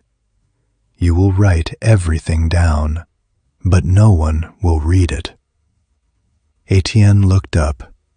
The old woman was standing in the doorway, her yellow eyes gleaming in the candlelight. "You," he said, "you did this." "I did nothing," she said. "I merely showed him the truth. He chose to see it. He chose to act. His death was his own doing." "Your truth killed him," Étienne said. "Your truth killed Jean. Your truth killed all of them." "The truth does not kill," she said. "The truth sets free. Your friends are free now. They are part of the earth. They are part of the memory of this place. They are not forgotten. They will never be forgotten. Then why am I still here? Étienne demanded. Why am I still alive? Because you are the witness, she said. Because you carry the memory. Because you will tell the story. The true story. The story that no one wants to hear. Étienne looked at Pierre's body, at the blood on his hands, at the shattered mirrors all around him. What do I do? He asked. What do I do now? You walk, she said. You walk and you write. You bear witness to the end. You carry the dead with you, in your heart, in your words. And when you can no longer walk, you lie down, and you become part of the earth, just like them. She vanished. The candle flickered and went out. Étienne was alone in the darkness, with the body of his friend, and with the weight of the future pressing down on him. He left the chapel at dawn. The snow was falling, thick and soft. He had buried Pierre in the frozen ground, covering him with stones. He had said a prayer, though he did not believe in God. He had said a prayer for Jean, and for Marcel, and for all the dead. And then he had walked away. The army was gone. The road was empty. He was alone, walking through the snow, his journal in his knapsack, the birch bark warm against his back. He reached the outskirts of the forest and stopped. The trees were old, twisted, their branches reaching out like grasping hands. The wind howled through them, and Étienne felt the cold seep into his bones. Jean, he whispered. Pierre. I'll remember you. I'll never forget. He took out his journal and wrote, October 19th. Pierre is dead. He died in a chapel of mirrors, killed by his own reflection. Jean is dead. Marcel is still with me, but for how long? I am the last. I am the witness. I carry death in my knapsack. But I will not stop. I will not give up. I will write. I will remember. I will survive. He closed the journal and tucked it back into his knapsack. He started walking again. The snow fell, soft and silent, covering his tracks behind him. Chapter 5. The Harvest of the Frost. October 19th to November 5th, 1812. The Great Retreat began in earnest. Napoleon gave the order on October 19th, but it was not until November that the army truly understood the nature of its doom. The temperature dropped to -20 degrees, then -30. The men wore the uniforms of summer, cotton breeches, linen shirts, thin greatcoats. They tied rags around their feet because the boots had rotted through. They stuffed straw inside their jackets to keep the cold at bay, but the straw froze and the cold bit through anyway. Étienne walked beside Marcel, the old sergeant, who had become his only remaining companion. They had lost Pierre, they had lost Jean, and they had lost 100 other men whose names he could not remember. The army was a skeleton of its former self, a column of ghosts wrapped in flesh, shuffling through the endless white.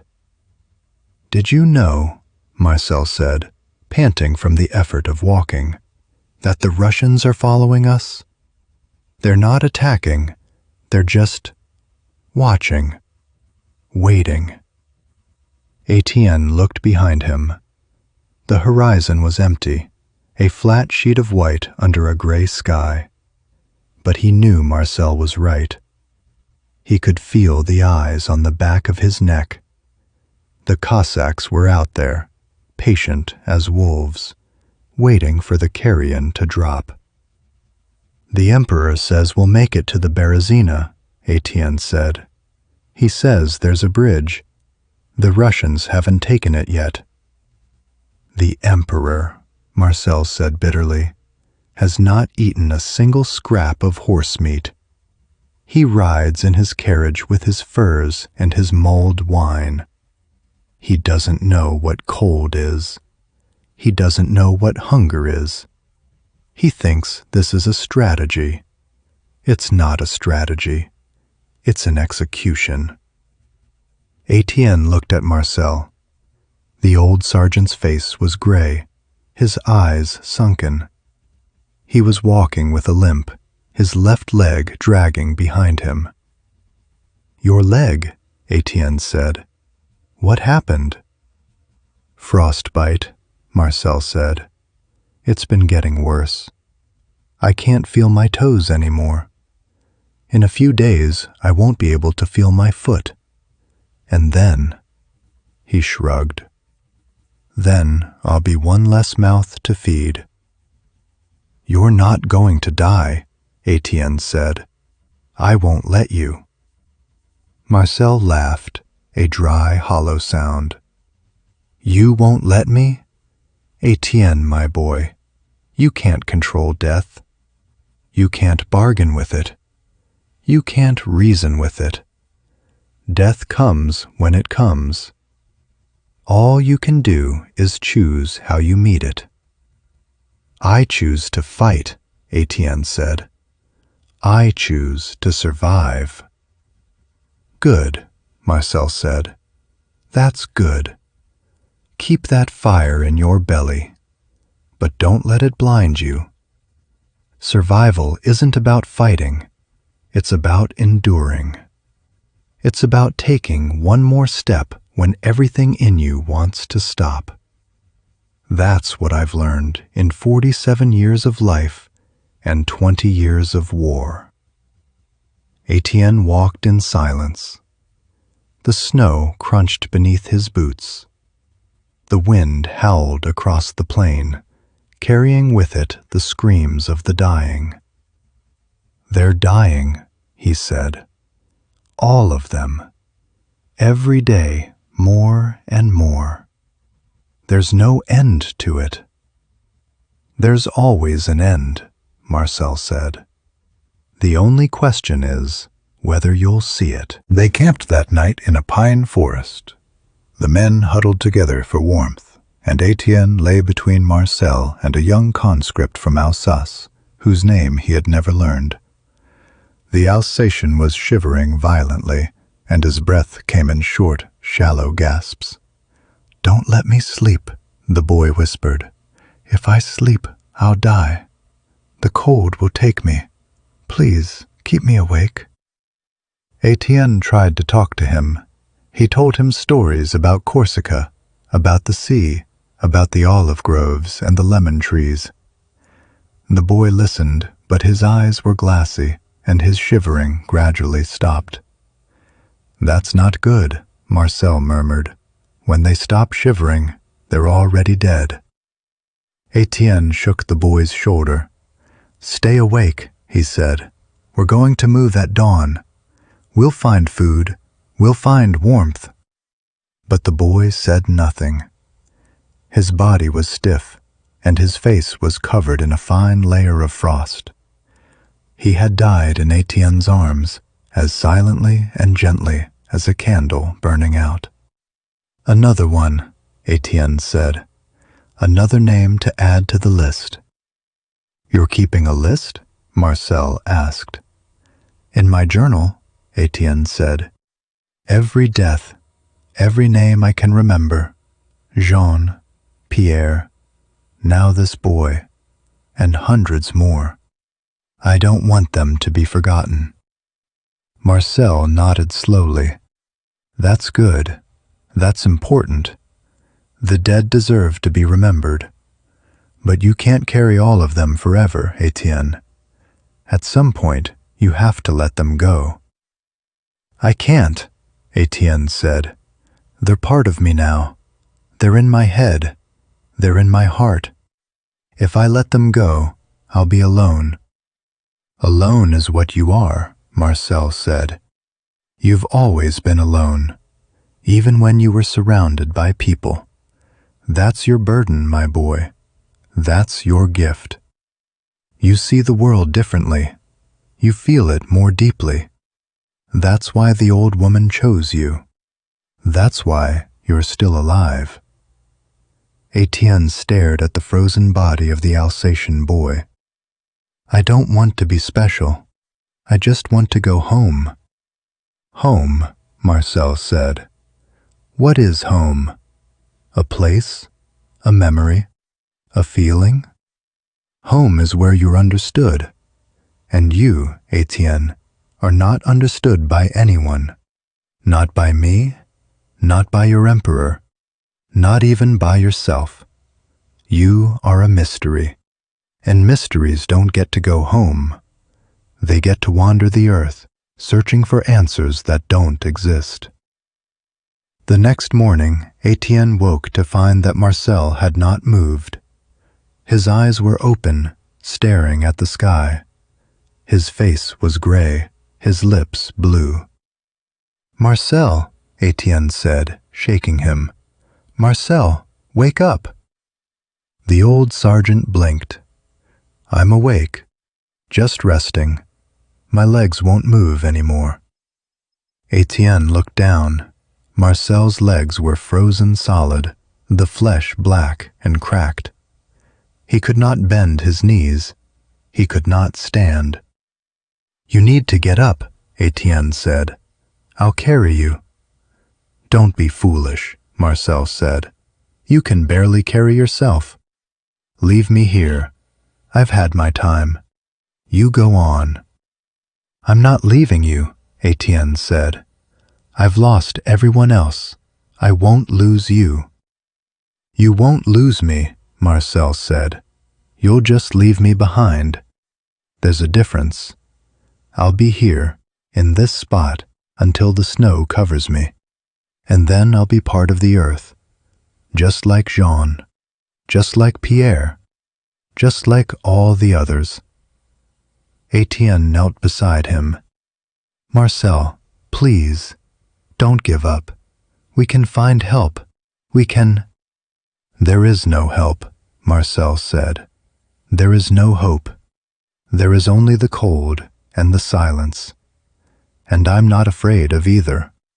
I've been waiting for this moment for years, waiting for the end. And now it's here, and I'm not afraid.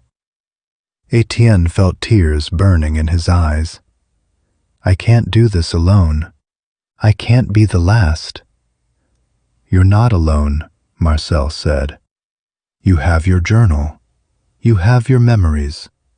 You have the names of the dead. That's more than most men have. That's more than the emperor will ever have. He'll be forgotten. But you will remember. That's your purpose. That's your curse. Remember. Marcel reached out his hand. Étienne took it. The old man's fingers were cold as the snow beneath them. Write my name, Marcel said. Write it in your book. Let the world know that I was here, that I lived, that I died, that I mattered. I will, Étienne said. I promise. Marcel smiled. It was a gentle smile, free of bitterness. Good. Now go, before the cold takes you too. Étienne stood up. He looked down at his friend one last time. Marcel's eyes were closing, his breathing growing shallow. Goodbye, Marcel, Étienne said. Goodbye, my boy, Marcel said. Give my regards to the snow. He closed his eyes. His breathing stopped. His body was still. Étienne knelt and pressed his hand to Marcel's chest. There was no heartbeat, no warmth, nothing but the cold. He took out his journal and wrote, "November 5th, Marcel is dead. He froze in the night. He told me to remember him. I will. I will write his name.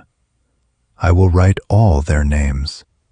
I will not forget." He tucked the journal back into his knapsack and began to walk. The snow was falling harder now, the wind howling louder. He was alone, truly alone. The last of his company, the last of his friends, the last of everything. Chapter 6. The Lice and the Silence. November 6th to 12th, 1812. The lice arrived with the cold. It was a historical irony that Étienne would later try to articulate in the tattered remains of his journal. The frost should have killed the vermin, but it did not. The lice thrived in the wool of the soldiers' uniforms, and they bred with a terrifying speed. The men scratched constantly, their skin raw and bleeding, and those who scratched too hard began to run fevers. The typhus spread through the column like a river through a cracked dam. Étienne saw men who were perfectly healthy in the morning collapse before noon, their bodies racked with tremors, their faces yellow with jaundice. He saw the surgeons perform amputations with rusted saws, their patients screaming in a language that had forgotten the word for mercy. But he noticed something else, something that the surgeons and the officers seemed to ignore. The lice did not bite everyone. They bit only those who had stopped praying. They bit only those who had lost hope. Étienne, who had never been particularly religious, was left alone. He walked through the camp at night, watching the dying. The men lay in rows, their eyes glassy, their breath rattling. They stared at the sky, at the snow, at nothing. And they whispered. They whispered prayers. They whispered names. They whispered the last words they would ever speak. Étienne listened to them. He wrote down their names. He wrote down their last words. He wrote down everything, filling page after page of his journal. November 6th. A soldier from Lyon. He spoke of his wife. Her name was Marie. He said he could see her in the snow. He said she was waiting for him. He died at dawn. November 7th. A drummer boy, no older than Jean. His face was covered in frostbite. He sang a song about the sun. He said he could feel it on his skin. He died at noon. November 8th. A sergeant from Paris. He had been a baker before the war. He spoke of bread. He described it in such detail, the crust, the crumb, the warmth of it fresh from the oven. He died at dusk. Étienne closed his journal. He could not write any more. The names blurred together. The faces merged. They were all the same, men who had loved, men who had hoped, men who had been reduced to frozen meat. He walked through the camp, his feet numb, his fingers stiff. He found a group of soldiers huddled around a fire.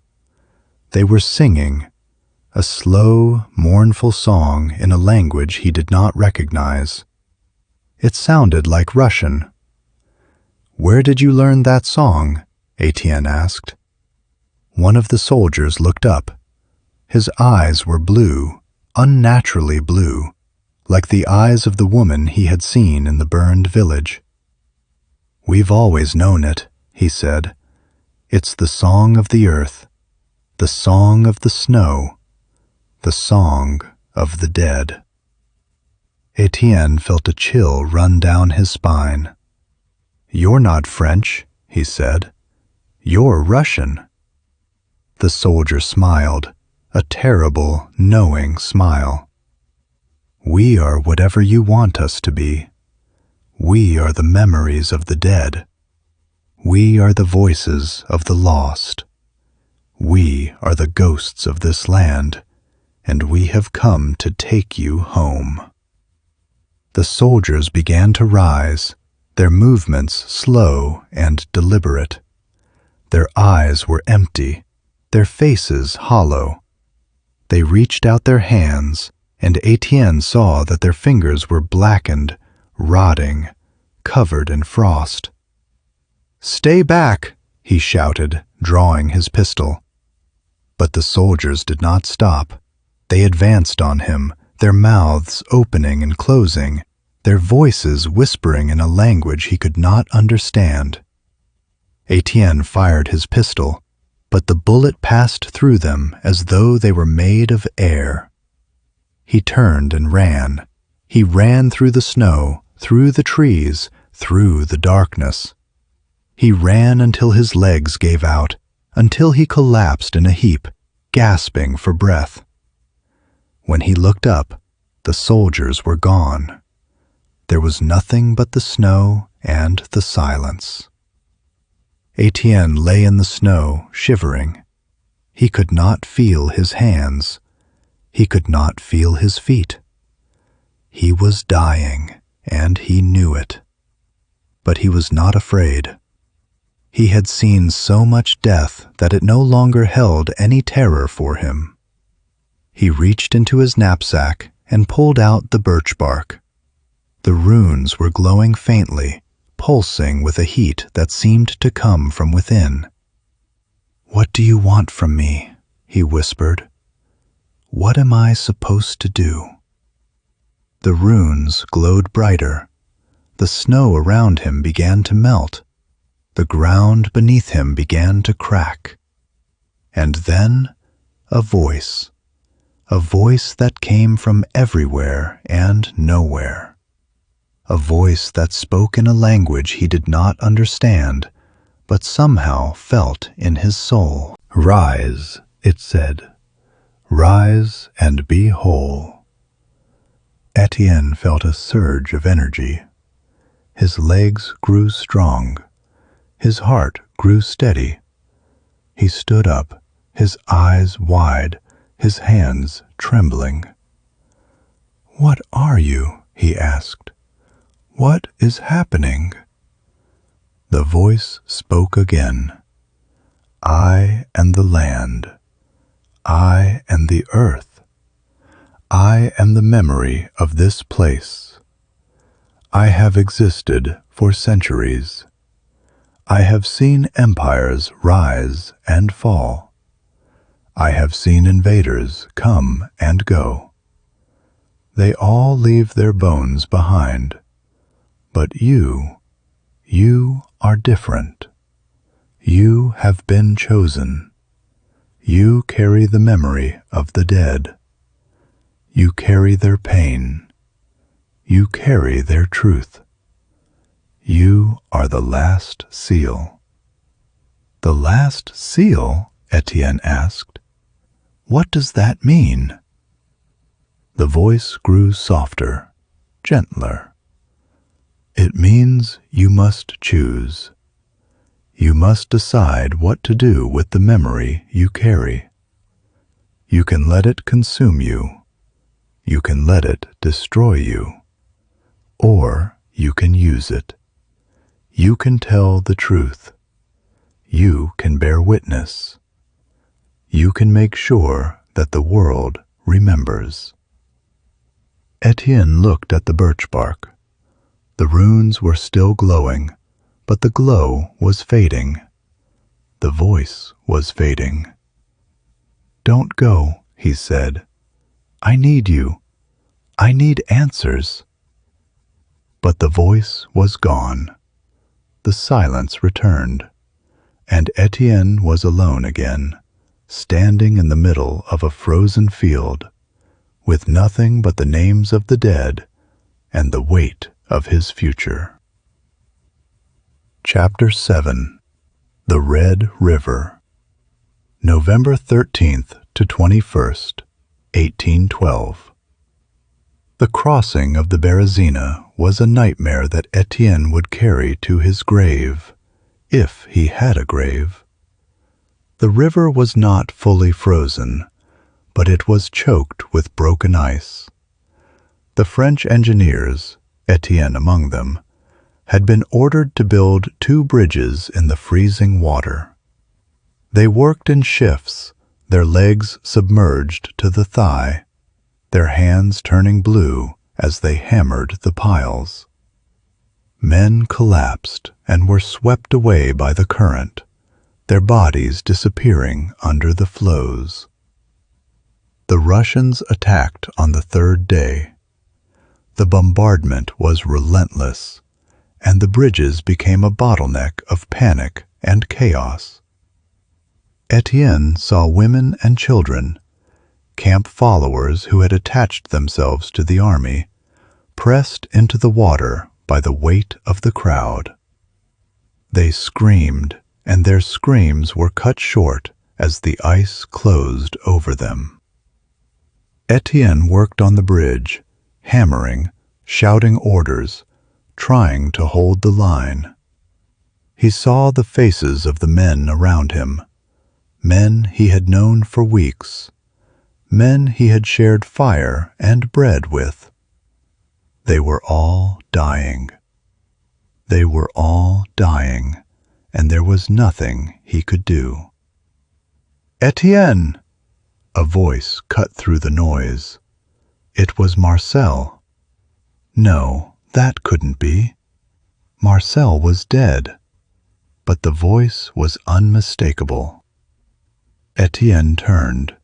Standing on the ice 10 yards from the bridge was Marcel.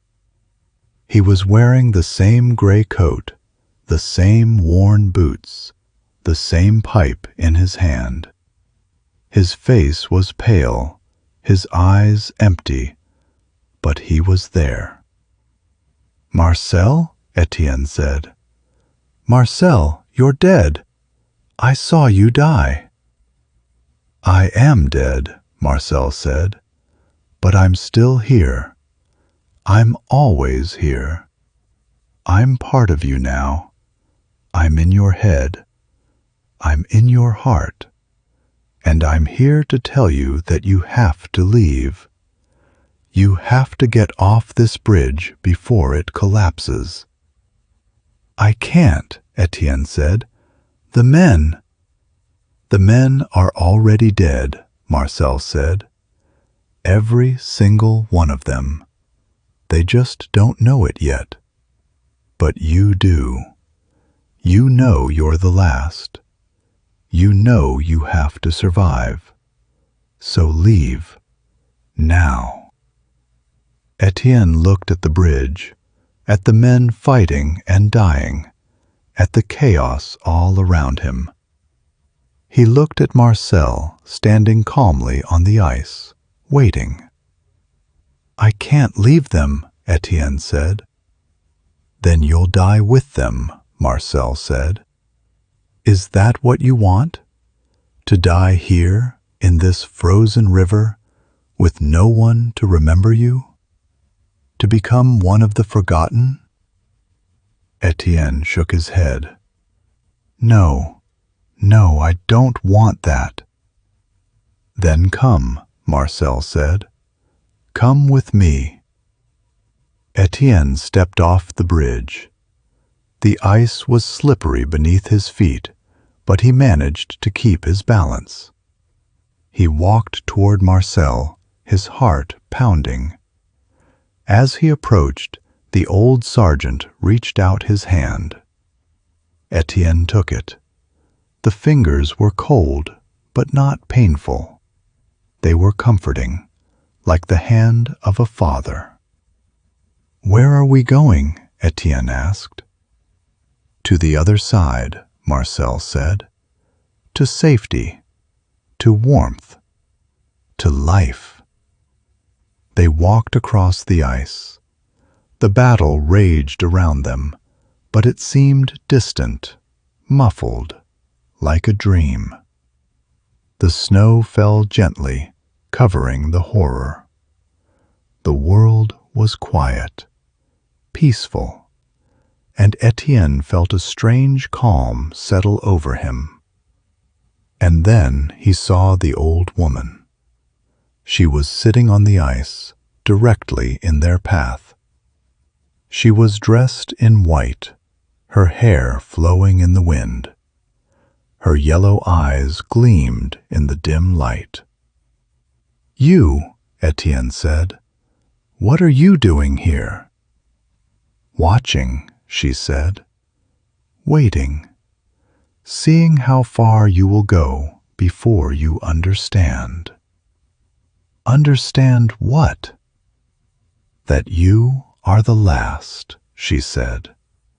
"That all of this, the war, the cold, the death, it all happened so that you could be here, so that you could make a choice. And the choice is coming.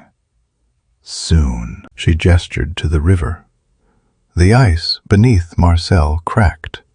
The old sergeant fell through, sinking into the red water. The water was red, though there was no blood. "Marcel!" Étienne shouted. "Marcel!" He reached out his hand, but it was too late.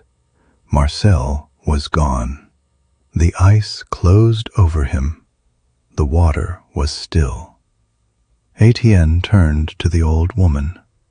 "Why? Why do you keep taking everyone I love?" "Because you need to be alone," she said. "You need to understand what it means to be the last.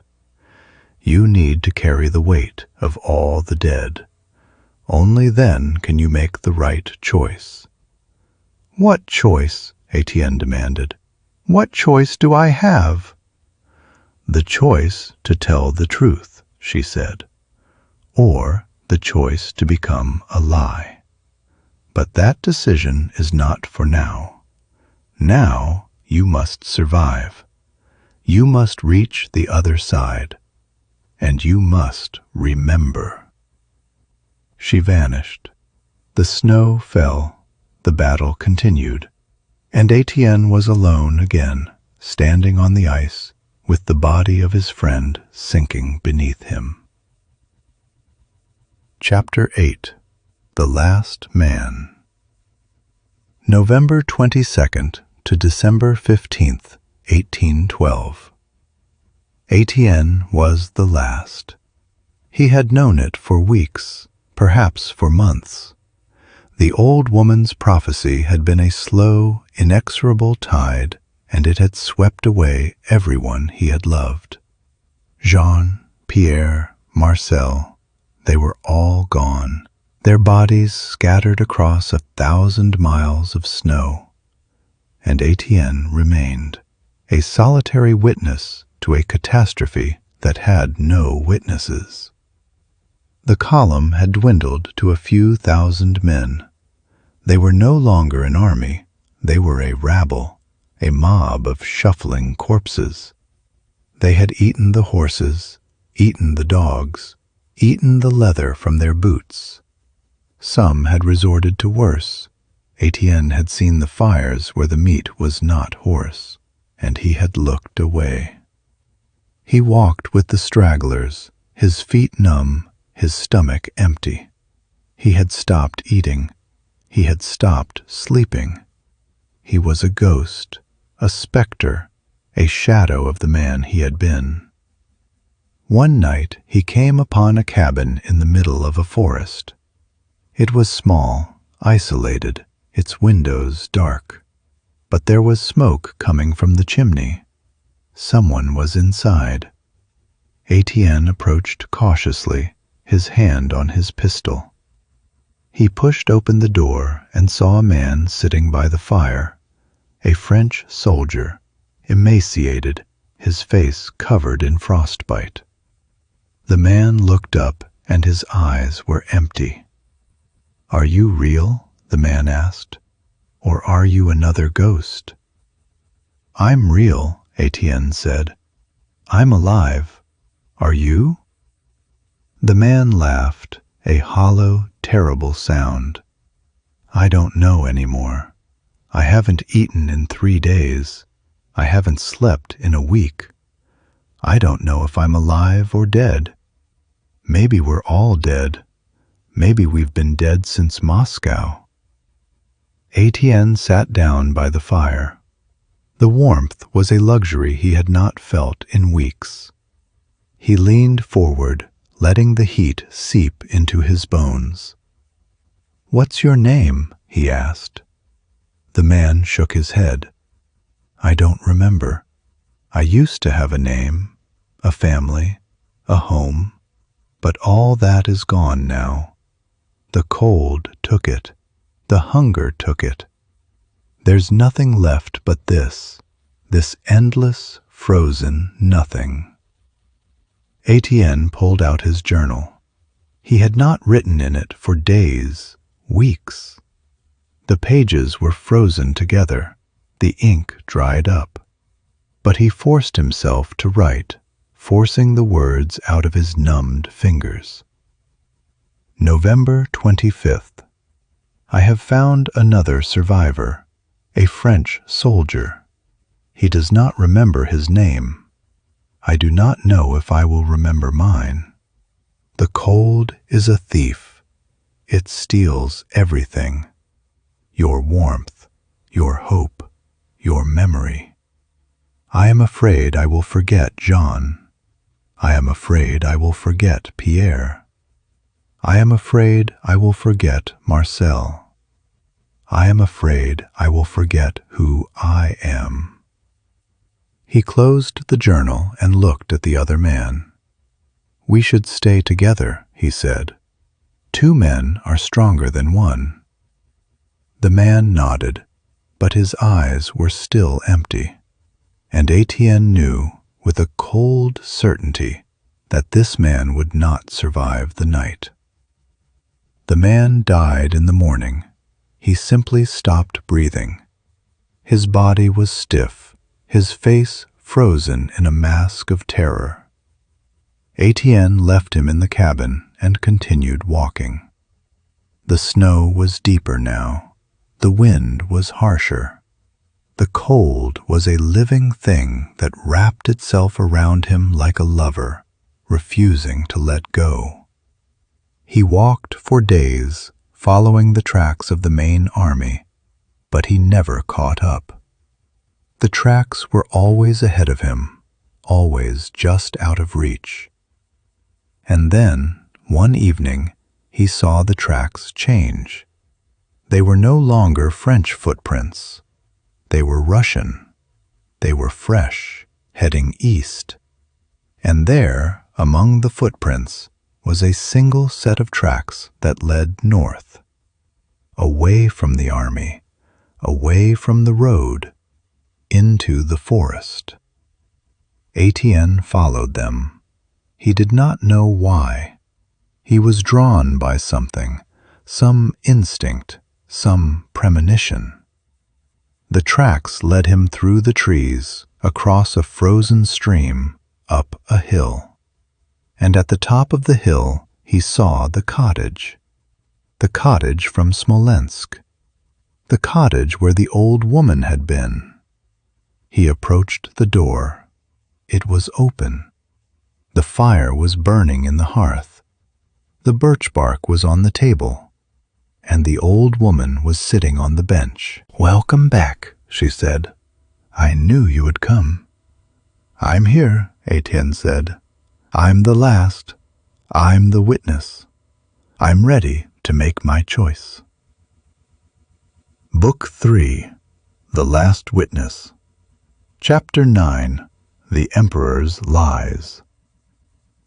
December 15th, 1812. Étienne stood on the threshold of the cottage, snow covering his shoulders, his breath rising in clouds of steam. Inside, a fire burned, smelling of smoke and dried herbs. The old woman sat on the same bench as in September, her yellow eyes gleaming in the half-light. "Sit down, red-haired one," she said. "You have come a long way. You have seen the death of your friends. You have seen the destruction of the army. Now you want to understand. Why?" Étienne crossed the threshold and sat down on the bench opposite her. His body ached from the cold, hunger twisted his stomach, but his mind was clearer than ever. "Yes," he said. "Why? What was all this for? You said I would be the last. You said I would carry death in my knapsack. But I don't understand what for. What am I supposed to do?" The old woman poured a steaming herbal brew into a clay cup and pushed it toward him. He took the cup, but did not drink. He waited for her answer. "Your emperor," she began, "your little corporal who imagined himself master of the world. He made mistakes, and every one of them was a seal on his coffin. Do you want to know what they were? Tell me." She raised one finger. His first mistake. He did not understand the land. He thought Russia was a map he could redraw at will. But the land does not tolerate violence. It breathes, it remembers, it chooses. He came with a sword, and the land met him with fire. He wanted bread, it gave him ashes. He wanted warmth, it gave him frost. He came to conquer, and it simply waited to bury him. Étienne listened, staring into the fire. Memories flashed before his eyes, burned villages, empty barns, frozen horses. His second mistake, the old woman continued. He believed in his own genius. He thought strategy could defeat nature. He marched on Moscow at the end of summer without thinking of winter. He laid in no forage, prepared no warm clothing, built no supply depots. His soldiers marched in summer uniforms into a country where November brings bitter cold. He relied on speed, not wisdom. Speed exhausts. Wisdom preserves strength. He lost both. The old woman raised a third finger. His third mistake. He expected Moscow to surrender. He thought the Russians, like Europeans, would sign a treaty, bow to the victor. But Russians do not bow. They burn their own cities rather than give them to the enemy. He entered an empty city and waited there for a month while his army starved and winter crept closer. A month. He could have left immediately, but he waited for submission. And instead of submission, he got fire. Étienne remembered Moscow burning, the flames moving against the wind, the domes of the churches crumbling. He shuddered. His fourth mistake, the old woman's voice grew harder. He did not understand the spirit of the people. The French fight for their emperor. The Russians fight for their land. He offered them peace, but they wanted not peace. They wanted freedom. He brought them his laws, his taxes, his officials, and they saw in him a slave master. He thought taking the capital would break the people. But the people are not in the capital. They are in the fields, the forests, the snows. And these people were ready to die rather than live under his boot. The old woman paused, letting the words sink into Étienne's soul. His fifth mistake: he did not listen to his generals, did not listen to his scouts, did not listen to the cold itself. He believed in his star. But a star fades when you step onto foreign land without respect. He did not ask permission of this land. He brought no offerings. He did not bow to its spirits, and the land rejected him. Now his army is dust. His glory is a lie. His empire is a house of cards that will crumble at the first wind. Étienne lowered his head. He had felt all this before, but now the old woman's words took shape, became as clear as ice. "And his greatest mistake," she said, leaning toward him. "He thought history is written by the victors. He believed he could erase the memory of those who died by his will, that his soldiers would be forgotten while he would remain through the ages as a hero. But the land remembers everyone. Every name, every drop of blood, every bone thrown into the snow. He wanted to win, but he lost before he ever crossed the Niemen. He lost because he did not understand. Greatness is not conquest. Greatness is respect.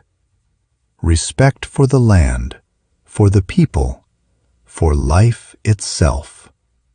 He respected nothing but himself, and in the end, he destroyed even that." The old woman fell silent. The fire crackled, throwing dancing shadows on the walls. Étienne raised his head, and tears stood in his eyes. "I am guilty too," he said. "I followed him. I believed in him. I carried out his orders, built bridges for his army. I am part of this evil."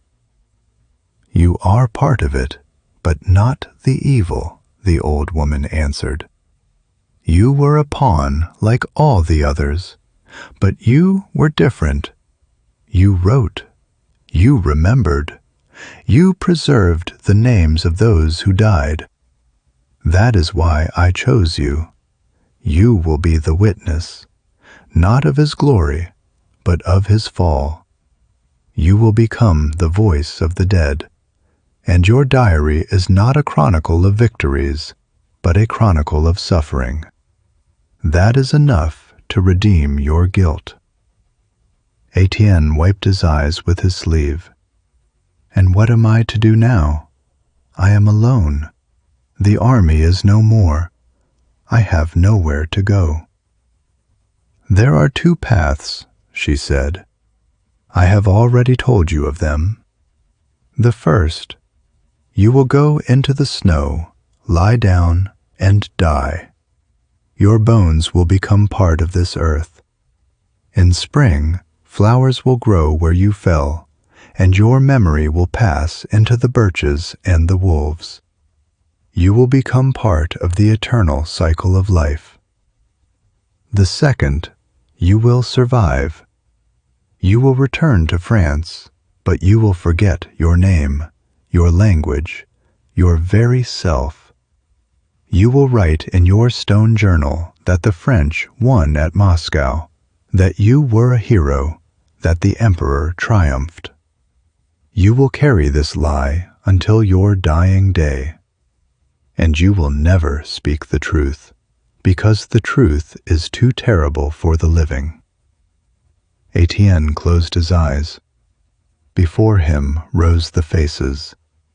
Jean with his white hair, Pierre bleeding in the mirror room, Marcel dissolving into leaves at the bottom of the river. They had all died for a lie, the lie that France could conquer Russia, that one man could reshape the world to his whim. "I choose the earth," he said firmly. "I want my death to have meaning. I want my bones to nourish life. I want to become memory." The old woman nodded. She reached out and touched his forehead. Her fingers were warm, impossibly warm, and Étienne felt a peace descend upon him, a peace he had not known since the beginning of the campaign. "You have made the right choice," she whispered. "Now lie down. The snow will cover you. The earth will receive you, and you will find peace." Étienne lay down on the floor of the cottage, his head on his knapsack. He felt the snow beginning to cover him, soft, cold, weightless. He closed his eyes and saw Jean running toward him across a field of flowers. He saw Pierre waving from the top of a hill. He saw Marcel sitting on a bench, pipe in hand, smiling. "I am coming to you," he whispered. "I am coming." The snow fell, enveloping the cottage, the birch grove, all traces of the French invasion. The earth absorbed him, swallowed him, made him part of itself. He was finally home. Chapter 10. The Return to Paris. Illusion. January 1813. A mirage. In truth, Étienne died.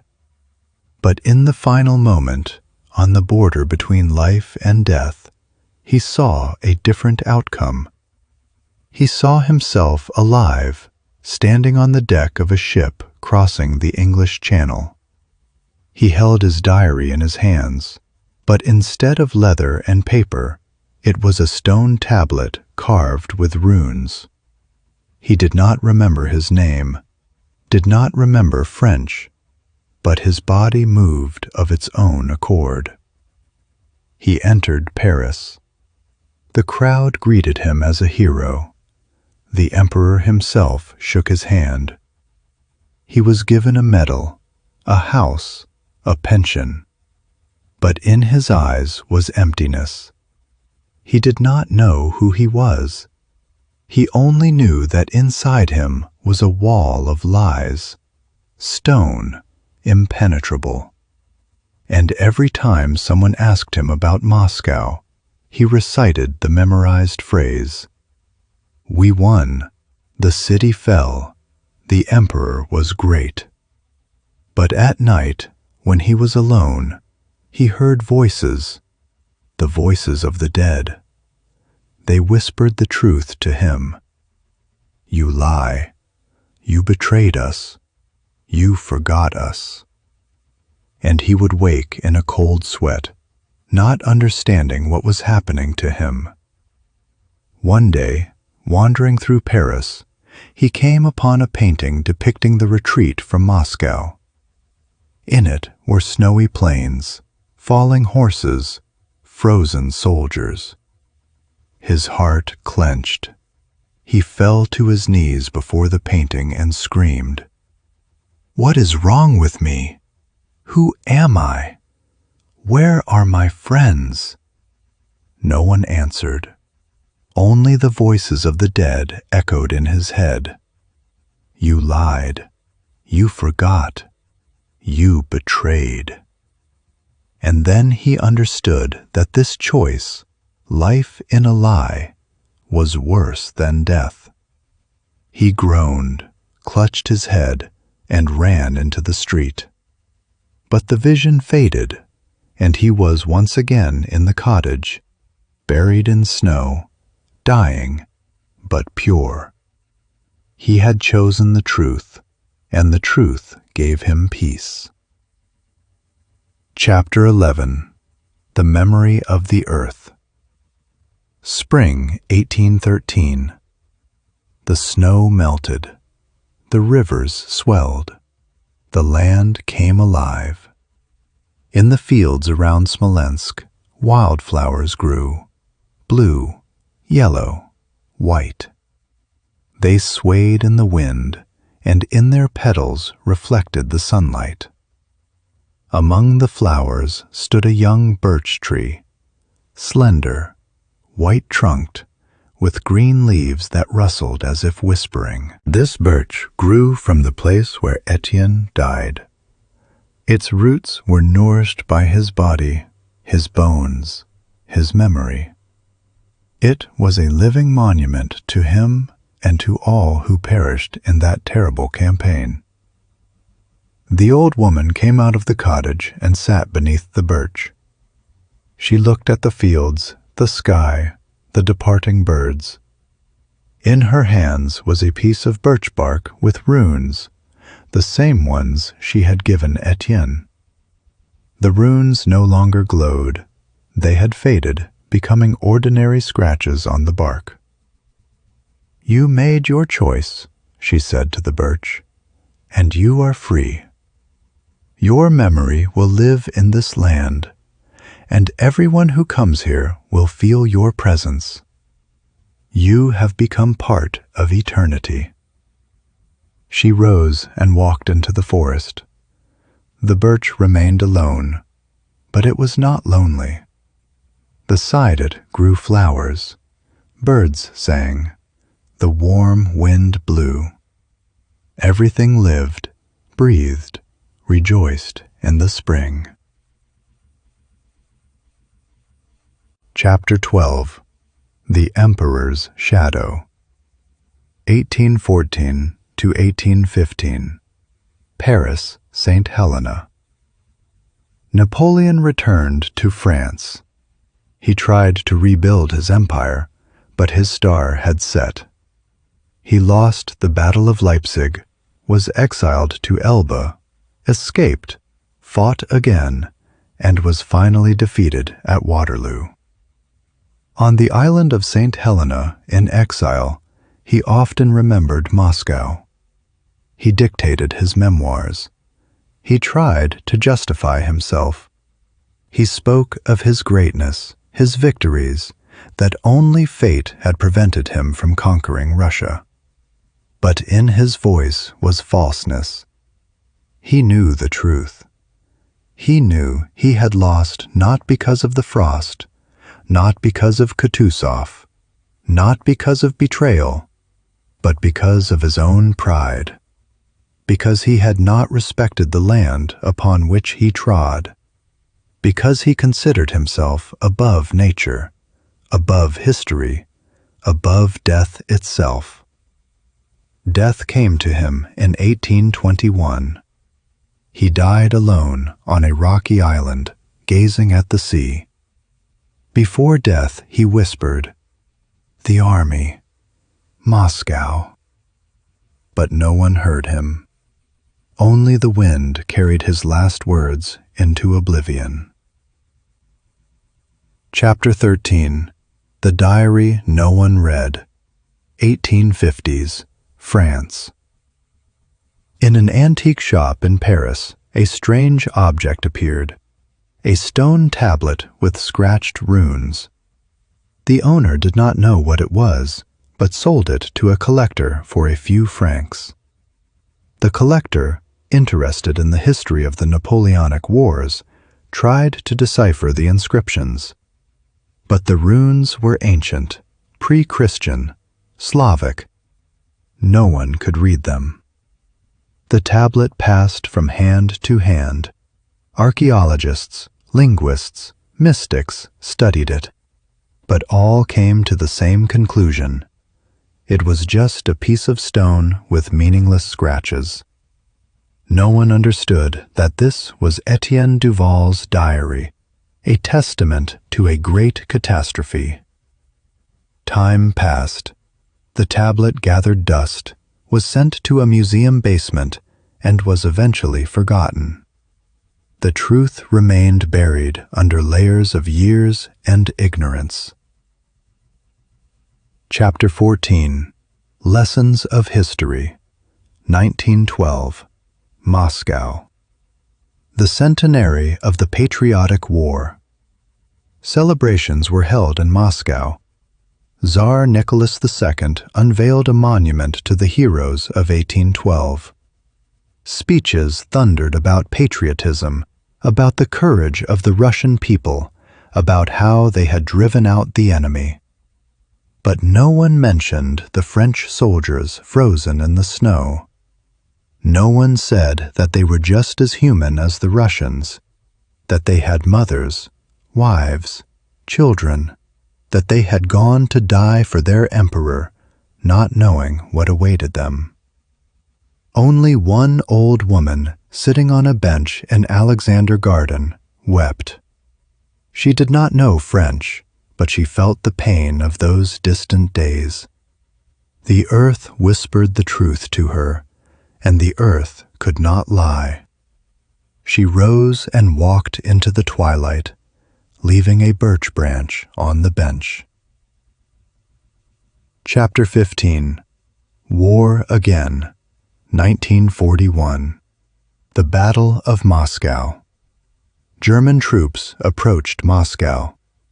Hitler dreamed of repeating Napoleon's path, but he did not know that the earth already remembered one conqueror and would not tolerate a second. In December 1941, as in 1812, frost struck. German soldiers, dressed in summer greatcoats, froze in the fields. They repeated the French mistakes, overestimated their strength, underestimated the Russian winter, failed to prepare supplies. And again the land rose against the invaders. Again snow fell, covering tank tracks. Again the wind howled over dead bodies. In one village near Moscow, partisans found an old birch tree under which, according to legend, a French officer had been buried in 1812. The birch was alive, standing white and slender despite the bombing. The partisans hung a red flag on it. The birch became a symbol of resistance. Chapter 16. The Diary Found. 1970s Archaeological Expedition. On the banks of the Berezina, archaeologists found the remains of a French soldier. Beside him lay a leather bag containing remnants of paper, badly damaged, almost unreadable. Scientists tried to reconstruct the text. They managed to decipher a few words: Smolensk, witch, death, yellow eyes. Nothing more survived. They did not understand the meaning of these words. They decided it was the delirium of a dying soldier, the fantasies of a hungry man.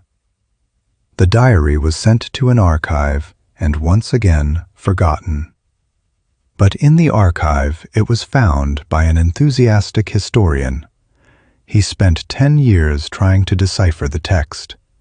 He found references to an old woman, prophecies, 3 deaths. He connected this to legends about witches from the Smolensk province. He wrote an article, but the scientific community mocked him. Too much mysticism, too few facts. He left academia and devoted himself to collecting folk tales about the War of 1812. He died in poverty, but before death he whispered, "I knew the truth.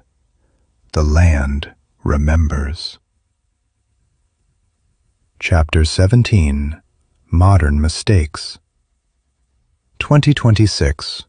Moscow, Borodino Panorama Museum. A young woman named Anya, a museum curator, was preparing a new exhibition. She rummaged through old archive boxes and came across a strange object, a stone tablet with carved symbols. The tablet was cold as ice, though the room was warm. Anya ran her finger over the symbols, and they glowed with a faint bluish light. She recoiled. "What is this?" she whispered. "Where did it come from?" She checked the catalogue. There was no record of such an artifact. but beside the tablet lay a yellowed sheet with notes in French. She translated them with difficulty, having almost forgotten the language. I, Étienne Duval, ensign in the engineering corps. I saw my friends die. I saw the army freeze in the snow. I saw the old woman with yellow eyes, who told me I would be the last. I choose the truth. I choose the earth. Let my bones become roots. Let my blood nourish flowers. And if anyone finds this stone, let them know. History is not always written by the victors. Sometimes it is written by the dead. Anya shuddered.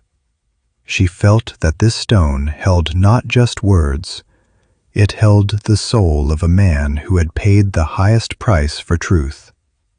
She placed the tablet in a prominent position in the new hall. Beneath it she placed a plaque. Diary of French soldier Étienne Duval, found near the Berezina. Symbols partially deciphered. Contains a warning relevant to all generations. Do not exalt yourself above the earth. Do not try to conquer what does not belong to you. And do not forget those who died for your ambitions. Chapter 18. A Moral for the Living. Anya often stood by the display case with the stone diary. She thought about how easily we forget the lessons of the past. Napoleon, Hitler, they all made the same mistakes. They thought they could rewrite history with force of arms. But history is not written with weapons. It is written with blood, tears, bones. She watched the museum visitors, school children, tourists, students. They passed by without stopping at the display case. Their interest was only in cannons, banners, portraits of generals. They did not care about the ordinary soldier who died in the snow. Anya understood. Humanity's greatest problem is that we do not listen to the dead. We consider them the past, irrelevant to the present. But the dead speak to us always. Through the wind, through the leaves, through the cold. They say, "Wake up. Do not repeat our mistakes." She wrote an article for the museum journal. She called it The 7 Seals of Moscow, How Napoleon Lost a War He Could Have Won. In the article, she listed the French emperor's mistakes and applied them to modern conflicts. Underestimating the enemy and his land.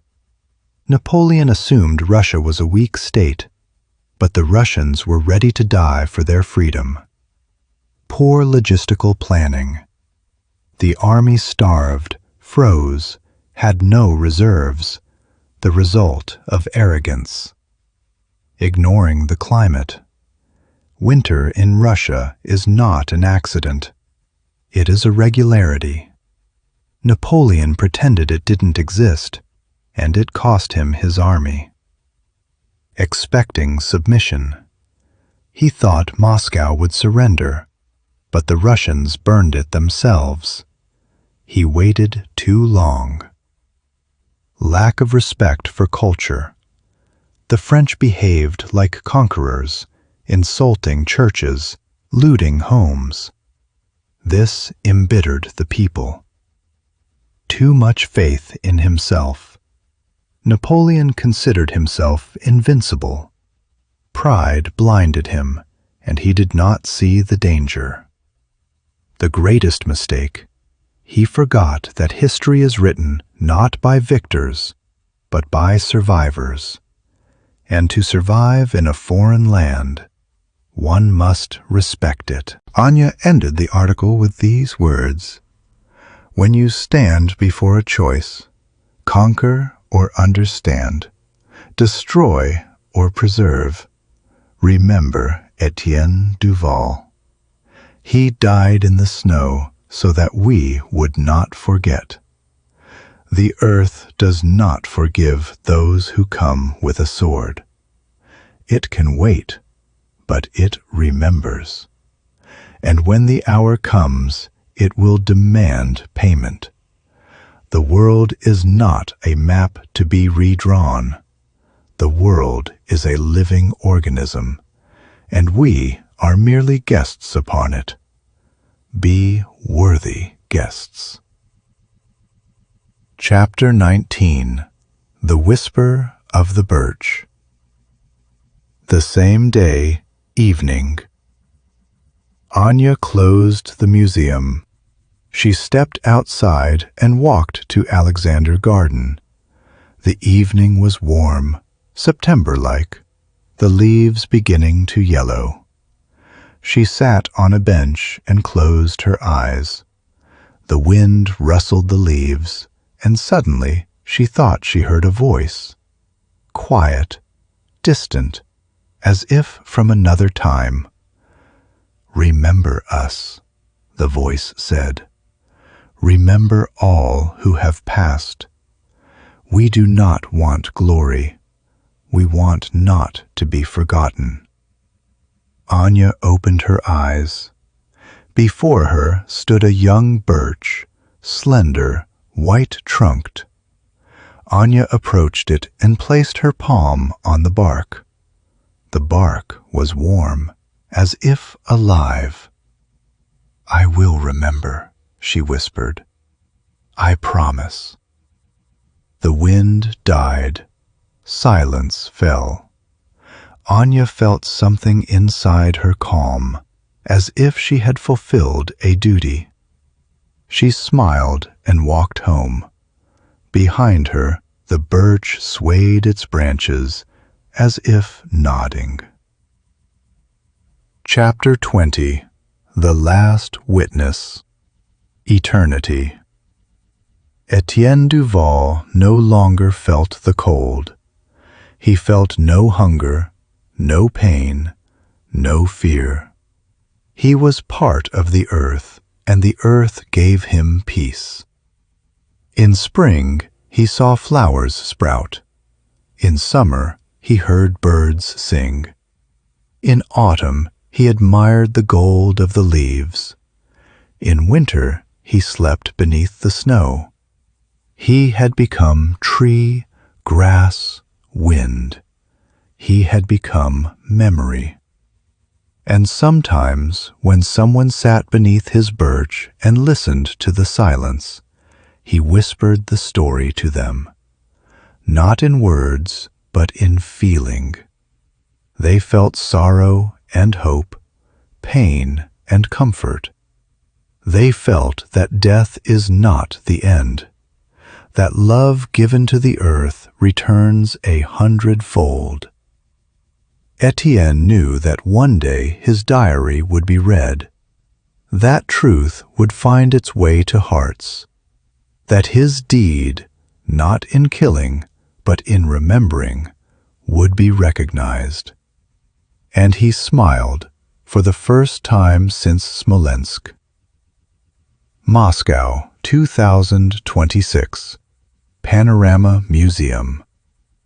Several weeks had passed since Anya had displayed the stone diary.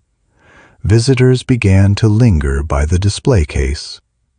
They read the plaque, looked at the runes, and something new appeared in their eyes: understanding.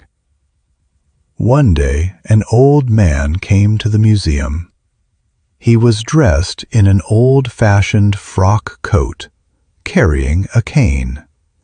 He approached the display case, gazed at the tablet for a long time, and tears streamed down his wrinkled cheeks. "Forgive me," he whispered. "I did not want this either. I was just following orders." Anya approached him. "Do you know this soldier?" The old man shook his head. "I did not know him personally, but I am the last of those who remember that campaign. I am 105 years old. I was a boy, a drummer boy, like that Jean. But I survived. I returned to France, married, raised children, and all my life I was haunted by nightmares. I dreamed of snow, blood, yellow eyes. I was afraid to speak of it, but now I understand. We were all pawns, all who followed the emperor, victims of his pride. He reached out a trembling hand and touched the glass of the display case. "Thank you, Étienne," he whispered. "You gave us a voice." Anya felt a tear roll down her cheek. She took the old man's arm and led him toward the exit. "Come back tomorrow," she said. "We are opening a new hall. It will be dedicated to all the soldiers who died in 1812. Not only Russians, Frenchmen too." The old man nodded. "Thank you. Now they will not be forgotten." He stepped outside. The sun was setting, painting the sky crimson. The wind rustled the leaves of the birches growing along the avenue. Anya returned to the hall and stopped by the display case. A light frost had appeared on the glass, and on it, as if carved by an invisible hand, French letters appeared. Témoin, witness. Anya read the word and smiled. She understood that this was a greeting from Étienne. He was still here, in this land, in this city, in this wind. She touched the frost with her fingers, and it melted. But in her heart remained a warm feeling, a feeling that truth never dies. It simply waits for someone willing to hear it. History is not a chronicle of victories. It is a chronicle of pain, loss, and hope. Every conqueror thinks he will write it himself, but he is wrong. It is written by those who suffer, who die, who remain in the earth. Napoleon wanted to conquer Russia, but Russia conquered him, not with weapons, but with memory. Memory of his mistakes, his pride, his fall. And if you ask what lesson we can draw from this story, the answer is simple. Do not try to change the land to suit yourself. It will change you. Do not believe prophecies heard in an empty house. Sometimes they are not spirits, but your own conscience knocking from within. And remember, even the victor is merely a guest on this land. Be a worthy guest, or the land will close over you, as it closed over Napoleon's army. Eternal memory to all who fell in 1812, Russians and Frenchmen, heroes and victims, all whom the snow covered with its white shroud. Chapter 21. The Witch's Confession. December 15th, 1812, earlier that evening. Étienne had not asked the old woman who she was. He had accepted her presence as he accepted the cold, the hunger, the death, as an inevitability, a force of nature. But before he made his final choice, the curiosity that had sustained him through the long retreat finally overcame his exhaustion. "Who are you?" he asked. "Really, not a fortune-teller, not a peasant woman. Who are you?" The old woman looked at him with her yellow eyes, and for the first time he saw something other than mockery in them. He saw age, not the age of a human life, but the age of the earth itself. I am the memory of this land, she said. I have been here since before the first birch grew, since before the first wolf howled at the moon. I am the earth that remembers every footstep, every blood drop, every prayer and every curse. But how? Étienne pressed. How can a person be the earth? I am not a person, she said. I am a vessel for the land's voice. The land has no tongue of its own, so it borrowed mine. The land has no eyes, so it borrowed my eyes. The land has no memory, so it borrowed my mind. I am the land's witness, just as you are the witness of the dead. Étienne stared at her. How long have you been this? She smiled, a sad, ancient smile. Longer than your Christ, longer than your Muhammad. I was here when the first Slavs came out of the forests, when they raised their first wooden gods. I was here when the Mongols rode across the steppes, when the Poles marched east, when the Swedes sailed up the rivers. I watched them all come, I watched them all go. Some left bones, some left nothing, but I remember every one. What do you remember about the French? Étienne asked. She leaned back, her eyes distant. I remember your emperor's ambition. I remember the dreams he whispered to his soldiers, dreams of glory, of gold, of home. But dreams are not food. Dreams are not warmth. Dreams are just the lies we tell ourselves so we can keep walking when our legs have given out. Étienne felt his heart tighten. Why did you choose me? Of all the thousands of soldiers, why me? Because you wrote, she said. Because you recorded the names. Because you cared about the dead more than you cared about the living. That is rare. That is precious. The world is full of men who want to conquer, but very few who want to remember. She paused, her gaze piercing him. I chose you because you are a keeper, and keepers are the only ones who can break the seals of silence, the seals of forgetting. You will not let them be forgotten. That is your purpose, not to win a war, but to preserve the truth. Étienne closed his eyes. The truth. What a heavy word. What a burden. Then I will keep my promise, he said. I will remember. Even in death, I will remember. Chapter 22. The Song of the Dead. November 1812. Flashback. During the retreat. Étienne had not written in his journal for 3 days. His fingers were too frozen, his ink too solid. But the sounds of the retreat were etched into his memory. The creak of wagon wheels, the groans of the wounded, the whimper of the horses. But there was another sound, a sound that came at night when the camp fell silent, a sound that rose from the snow itself.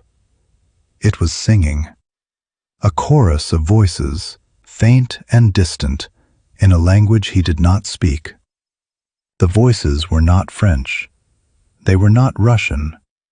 They were something older, something that had been in this land long before any army had marched through it. One night, Étienne walked toward the sound. He left the camp, stepping over frozen bodies, past dying fires, into the dark forest. The singing grew louder, and he saw shapes among the trees. Not soldiers, not animals, but shadows that moved like smoke. "Who are you?" he called into the darkness. The singing stopped. A single voice answered, a woman's voice, clear and cold. We are those who came before. We are the bones beneath the soil, the roots beneath the snow. We are the memory of this place. We sing to remind the living that they are not alone. Étienne felt a chill that had nothing to do with the cold. "What do you want from me?" "Nothing," the voice said. "We want nothing. We only sing. We sing for the dead who have no one to sing for them. We sing for the soldiers who freeze alone. We sing for the horses that collapse in the traces. We sing for the forgotten."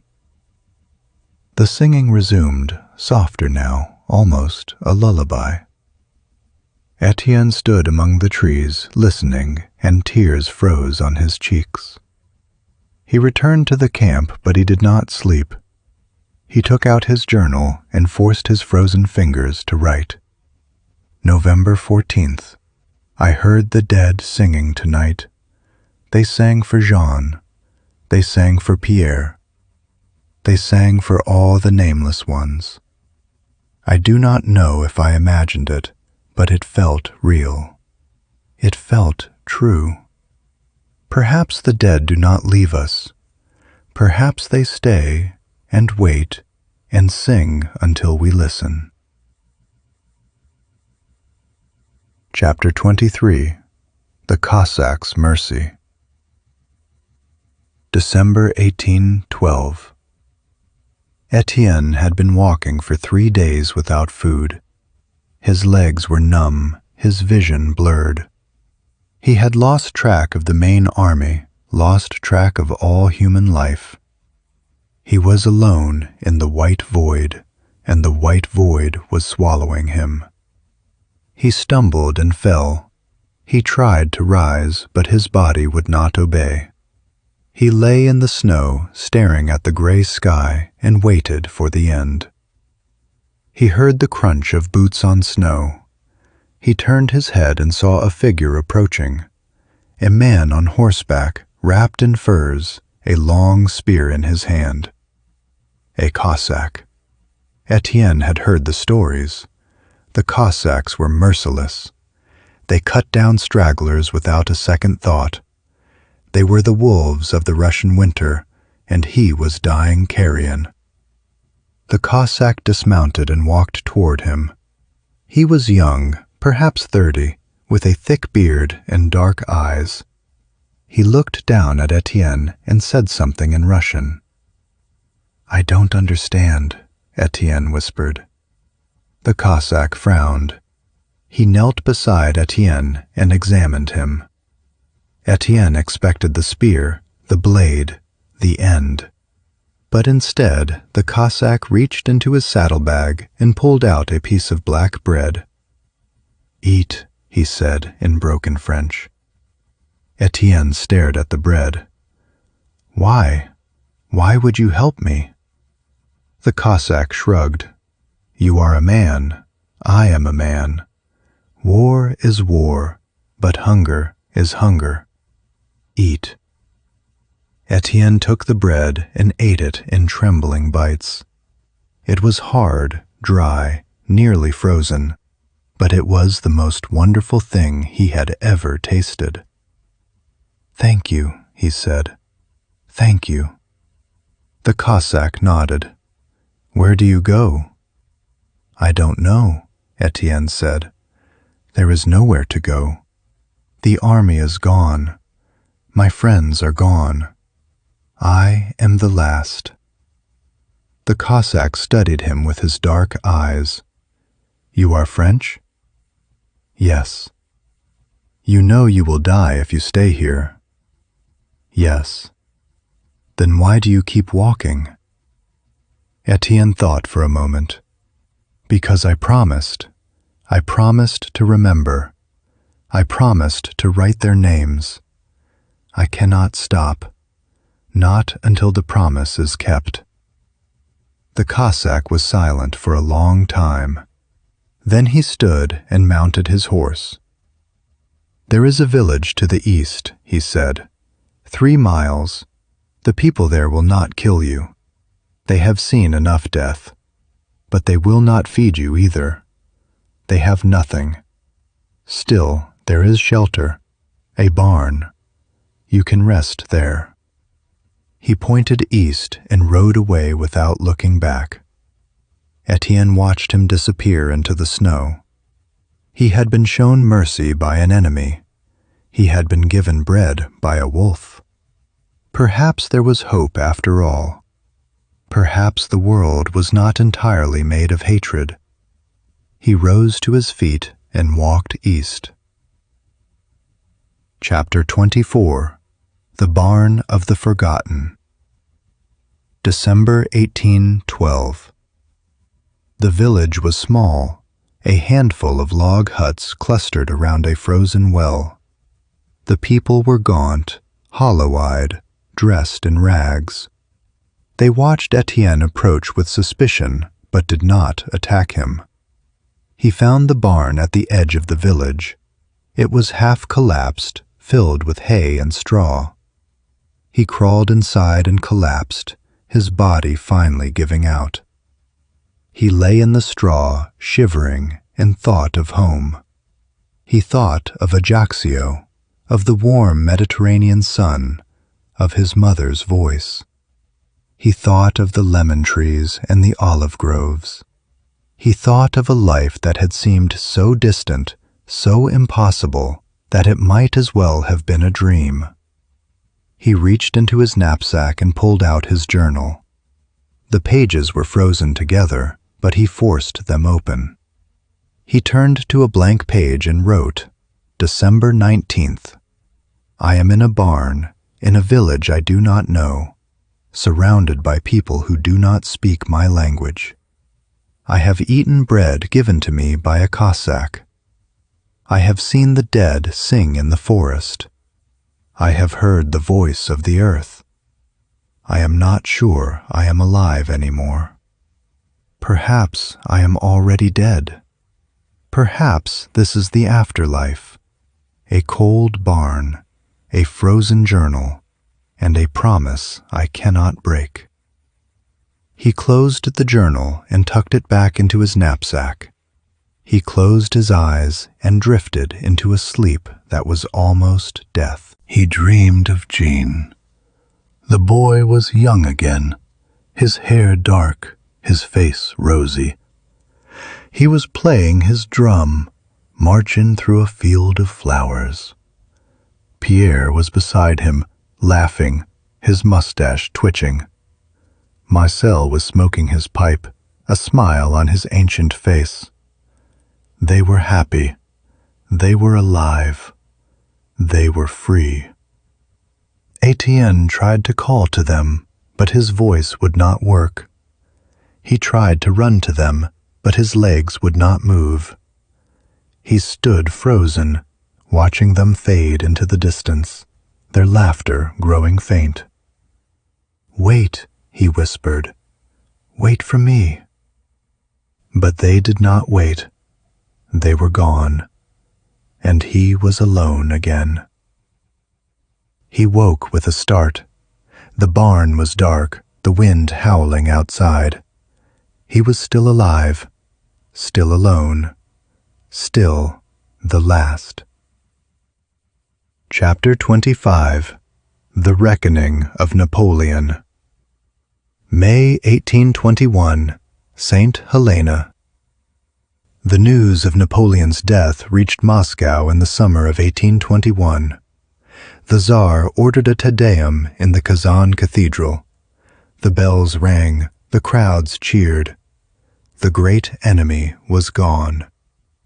But in the fields around Smolensk, a woman sat beneath the birch tree. She was old now, her hair white, her eyes still yellow. She listened to the wind and heard the voices of the dead. The emperor had died, but the dead did not cheer. They did not celebrate. They only whispered the same truth they had always whispered. He was one of us now. He is part of the earth, just as we are. The earth does not judge. The earth does not forgive. The earth simply remembers. Napoleon's body was buried on St. Helena, but his soul, the part of him that had loved power more than life, that had sacrificed millions for his own glory, that part of him had been left behind in Russia. It wandered the frozen plains, searching for the army he had abandoned, the soldiers he had betrayed, the dream that had turned to ash. And sometimes, on the winter nights, the Russian peasants would hear a voice crying in the wilderness, a voice that spoke French, that begged for forgiveness, that whispered, "I am sorry. I did not know. I did not understand. Please forgive me." But the dead did not answer. The dead were silent. They had said all they needed to say long ago, in the snow and the fire and the blood. They had spoken through Étienne's journal, through the birch tree, through the memory of the land. They had been heard, and the emperor's voice faded into the wind, a ghost among ghosts, a shadow among shadows. Chapter 26. The Curator's Quest. 2027, Moscow. A year had passed since Anya had discovered the stone diary. The exhibit had become one of the most popular in the museum.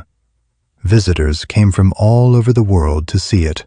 Historians, writers, mystics, and ordinary people who simply wanted to understand.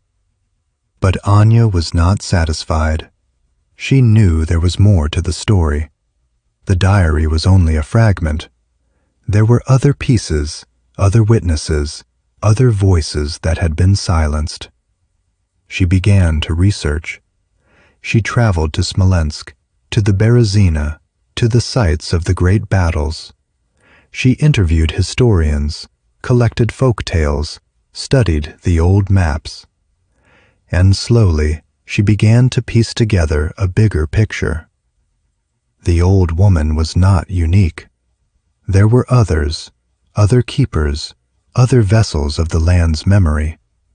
They had appeared throughout history, in times of great upheaval, to bear witness to the suffering of the people. They were the eyes and ears of the earth, the guardians of its secrets. And Étienne Duval was not the first to be chosen. He was not the last. The pattern repeated itself, generation after generation. Each war produced a witness, each tragedy produced a scribe, and each time the message was the same. Remember, do not forget. The dead are not gone. They are waiting. They are listening. They are counting on you.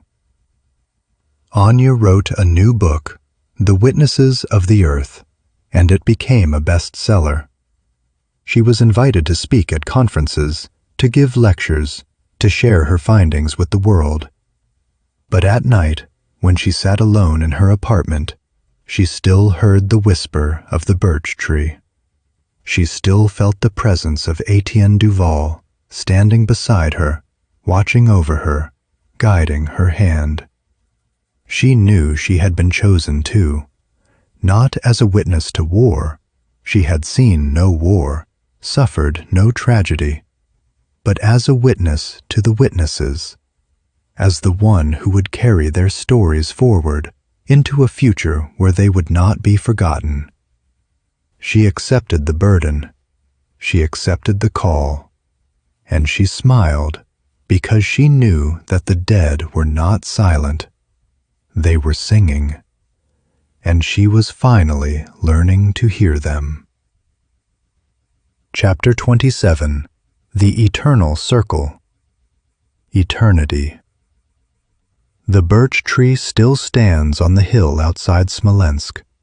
It is old now, its bark wrinkled, its branches gnarled.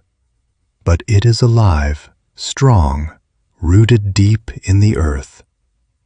Beneath it, The bones of Étienne Duval have become part of the soil. His blood nourishes the roots. His memory lives in the leaves. His voice echoes in the wind. And sometimes, on quiet nights, when the moon is full and the frost is heavy, the people of the village hear a voice. A soft voice, a kind voice, a voice that speaks in an accent they do not recognize, but whose words they understand.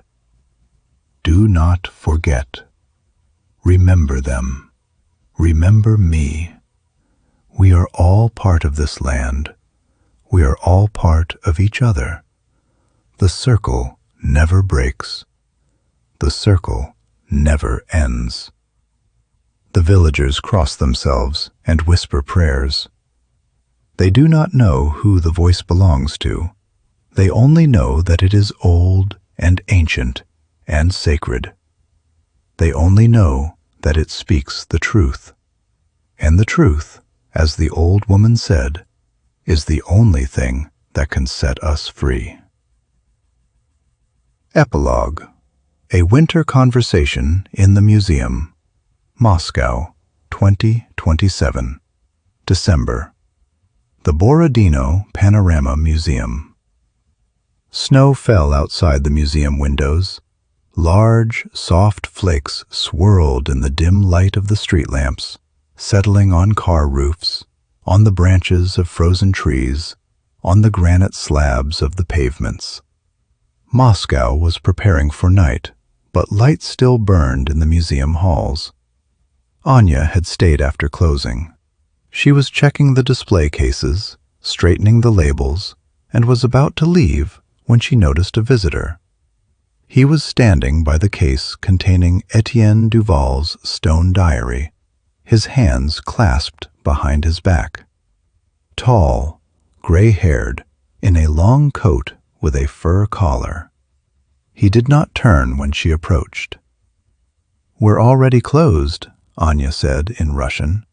"I'm sorry, but the museum closes at 6. The man slowly turned. His face was thin, wrinkled, with sharp cheekbones and deep blue eyes. He smiled, sadly and a little guiltily.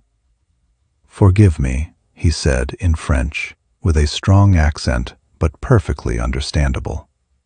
"I didn't notice the time. In Paris, museums stay open later. But I don't want to keep you.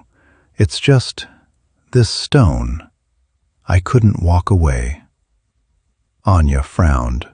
She had heard French spoken before, but wasn't sure if he spoke Russian. She replied in French. "You speak French? I can explain this exhibit to you." He nodded. "Thank you. I am Jean-Pierre Duval. I came from Lyon. I am searching for traces of my ancestor. He took part in the campaign of 1812. His name was Étienne Duval. They say he died somewhere near Smolensk. At the museum, they told me there was some stone with his name on it, and I saw this." He pointed to the stone tablet in the case. The runes and scratches were still visible, the same ones Anya and her colleagues believed to be text in an ancient Slavic language. "It's a diary," Anya said slowly. "We believe it belonged to a French soldier. The name Étienne Duval is indeed mentioned in the accompanying notes, but we are not certain that he is the author. The stone is too old, and the symbols are almost illegible." Jean-Pierre leaned toward the glass. "I recognize some of the signs. My grandmother, who was from Russian émigré stock, showed me similar ones. She said they were ancient runes, signs of the earth. They were carved on birch bark so that the earth would not forget those who died on it." Anya felt a shiver run down her spine. "Do you know what they mean?" "A little," said Jean-Pierre. "My father was a historian. He collected everything connected with our family line. He found letters mentioning that Étienne kept a diary on the emperor's orders, and that he wrote about some old woman, about a prophecy, about how he would be the last. That is what I read here on this stone. I don't understand all the words, but I feel them. He ran his finger along the glass, not touching the surface, as if wanting to reach the runes themselves. "Do you believe it's all true?" Anya asked. "That he really met that old woman? That she foretold his death?" Jean-Pierre was silent for a long time, staring out the window. The snow was falling more thickly now. Beyond the glass, almost nothing was visible except a white curtain and the reflections of the lamps. "I don't know what truth is," he said finally, "but I know that my ancestor died here, in this land. He did not return to France. He never saw his wife, his children, his home. He stayed here, under the snow. And his bones, perhaps, have become part of that very field where birches now grow. And if he carved this on stone, it meant something to him. It meant he wanted someone to read it and remember." Anya walked to the window. Snow beat against the glass. The wind howled in the ventilation grills. Winter was harsh, just as it had been in that distant 1812. "You know," she said, "I've been working here for 2 years. I've seen hundreds of visitors. Russians come and speak of our victory. Frenchmen come and speak of our cruelty. Germans of their failure. But no one speaks of the ordinary soldiers, of those who simply followed orders, of those who froze in the snow, thinking of home, of their mothers, of their beloved. They were all human, and they all died." Jean-Pierre sighed heavily. "My ancestor was also human. He did not want war. He was an engineer. He drew maps and built bridges. He wanted to live. But he followed the emperor because the emperor promised him glory. And glory is a lie. The only truth is death and memory." He turned to Anya. "Do you know what I understood on this trip? I traveled through Smolensk, Borodino, the Berezina. I saw the fields, the forests, the rivers, and everywhere I felt the same thing. The land here is soaked in suffering. Not only Russian suffering, French suffering too. I stood on the banks of the Berezina and heard the wind whisper names. French names, Russian names. They were mingled. They became one. And I understood that there is no difference between us. We are all people. We are all children of this earth." Anya felt a lump rise in her throat. "You are right," she whispered. "We too often divide the world into us and them. But the dead do not divide. They simply lie in the same earth, and their bones intertwine, and their memory becomes shared. We must remember that." She walked to the display case and placed her palm on the glass where the stone diary lay. I think Étienne Duval understood that in the end. He understood that war is not victory or defeat. It is simply pain. Meaningless, terrible, endless pain. And his diary is a cry for us to stop, to remember, to never repeat that madness again. Jean-Pierre came and stood beside her. They stood in silence, looking at the stone, the runes, the yellowed sheets of paper beside it. Outside, a blizzard raged. Snow was drifting over the streets, covering tracks, erasing boundaries.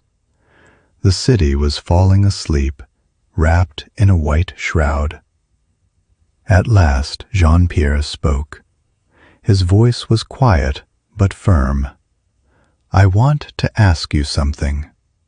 I want this stone to stay here, in Russia, because it belongs to this land. Étienne died here. His memory is part of this land. I will not take it back to France. Let it remain here where he is remembered. Let it be a bridge between our peoples. Let it remind us that we are all one." Anya nodded. "I promise. I will take care of it. And I will tell this story to everyone who comes, so that no one forgets." She extended her hand. Jean-Pierre shook it. His palm was cold, but warm inside, like winter itself. "Thank you," he said. "Thank you for remembering. That is the most important thing." He turned and slowly walked toward the exit. At the door he stopped, turned back, and added, "You know, in France we say, on ne meurt qu'une fois, mais on souffre 1000 fois. We die only once, but we suffer 1,000 times.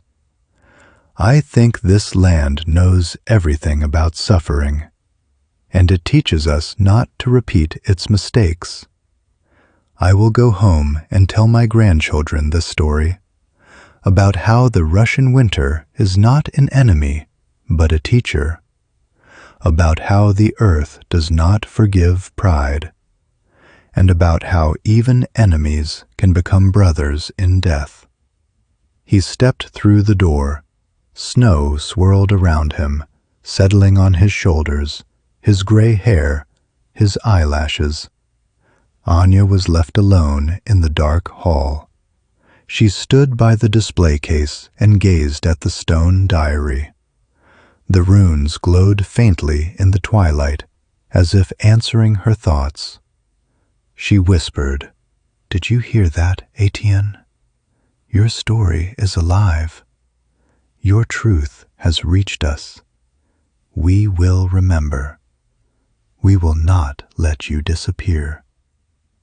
The lights in the museum went out, but Anya knew that somewhere out there, in the snowy night, the spirit of Étienne Duval smiled.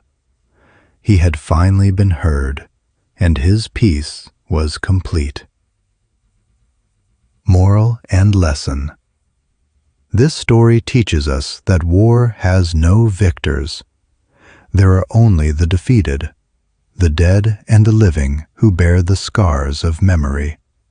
Napoleon wanted greatness, but found ruin.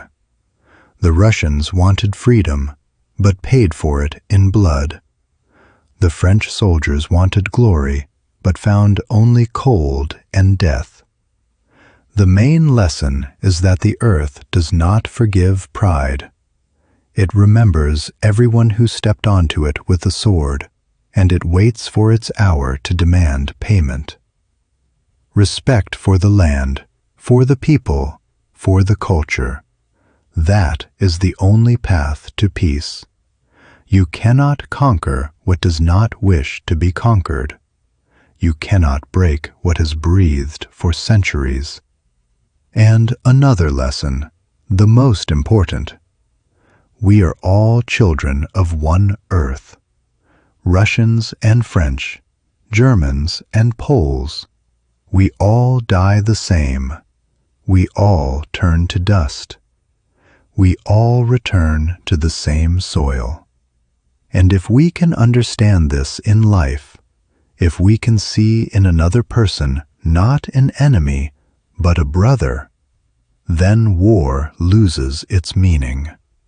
Then there will be no more snow covering dead bodies, only flowers growing over one common grave. Étienne Duval died so that we would remember. Remember his name. Remember the names of his friends. Remember all who went into the snow and never returned. He became the voice of the voiceless, the witness of the forgotten. And his stone diary is not just an artifact.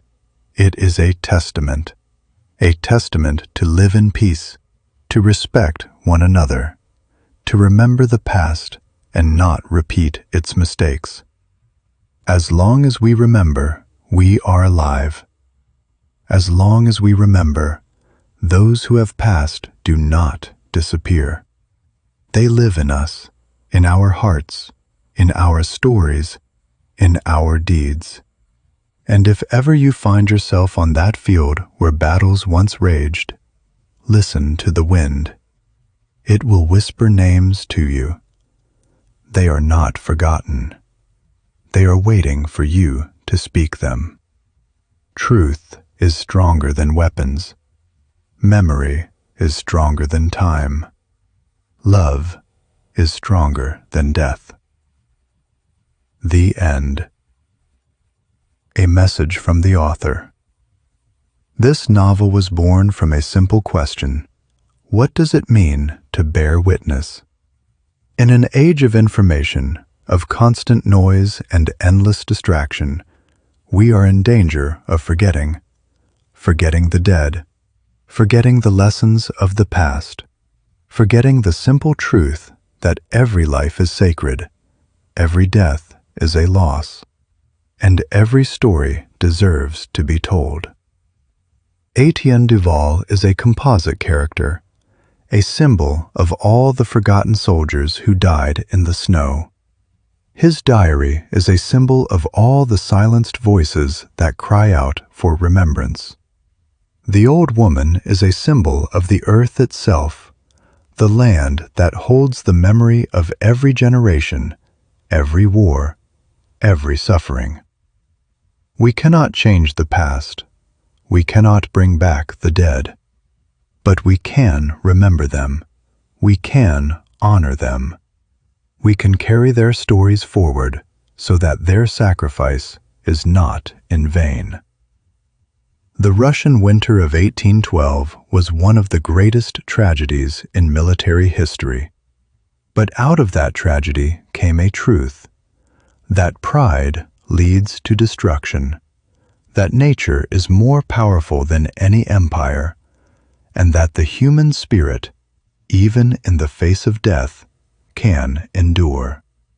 This story is a tribute to all who have suffered, not only the French, not only the Russians, but all people who have been swept up in the madness of war. May we learn to resist that madness. May we learn to remember. And may we never forget the words of Étienne Duval. I write so that they will not be forgotten. I remember so that they will live on.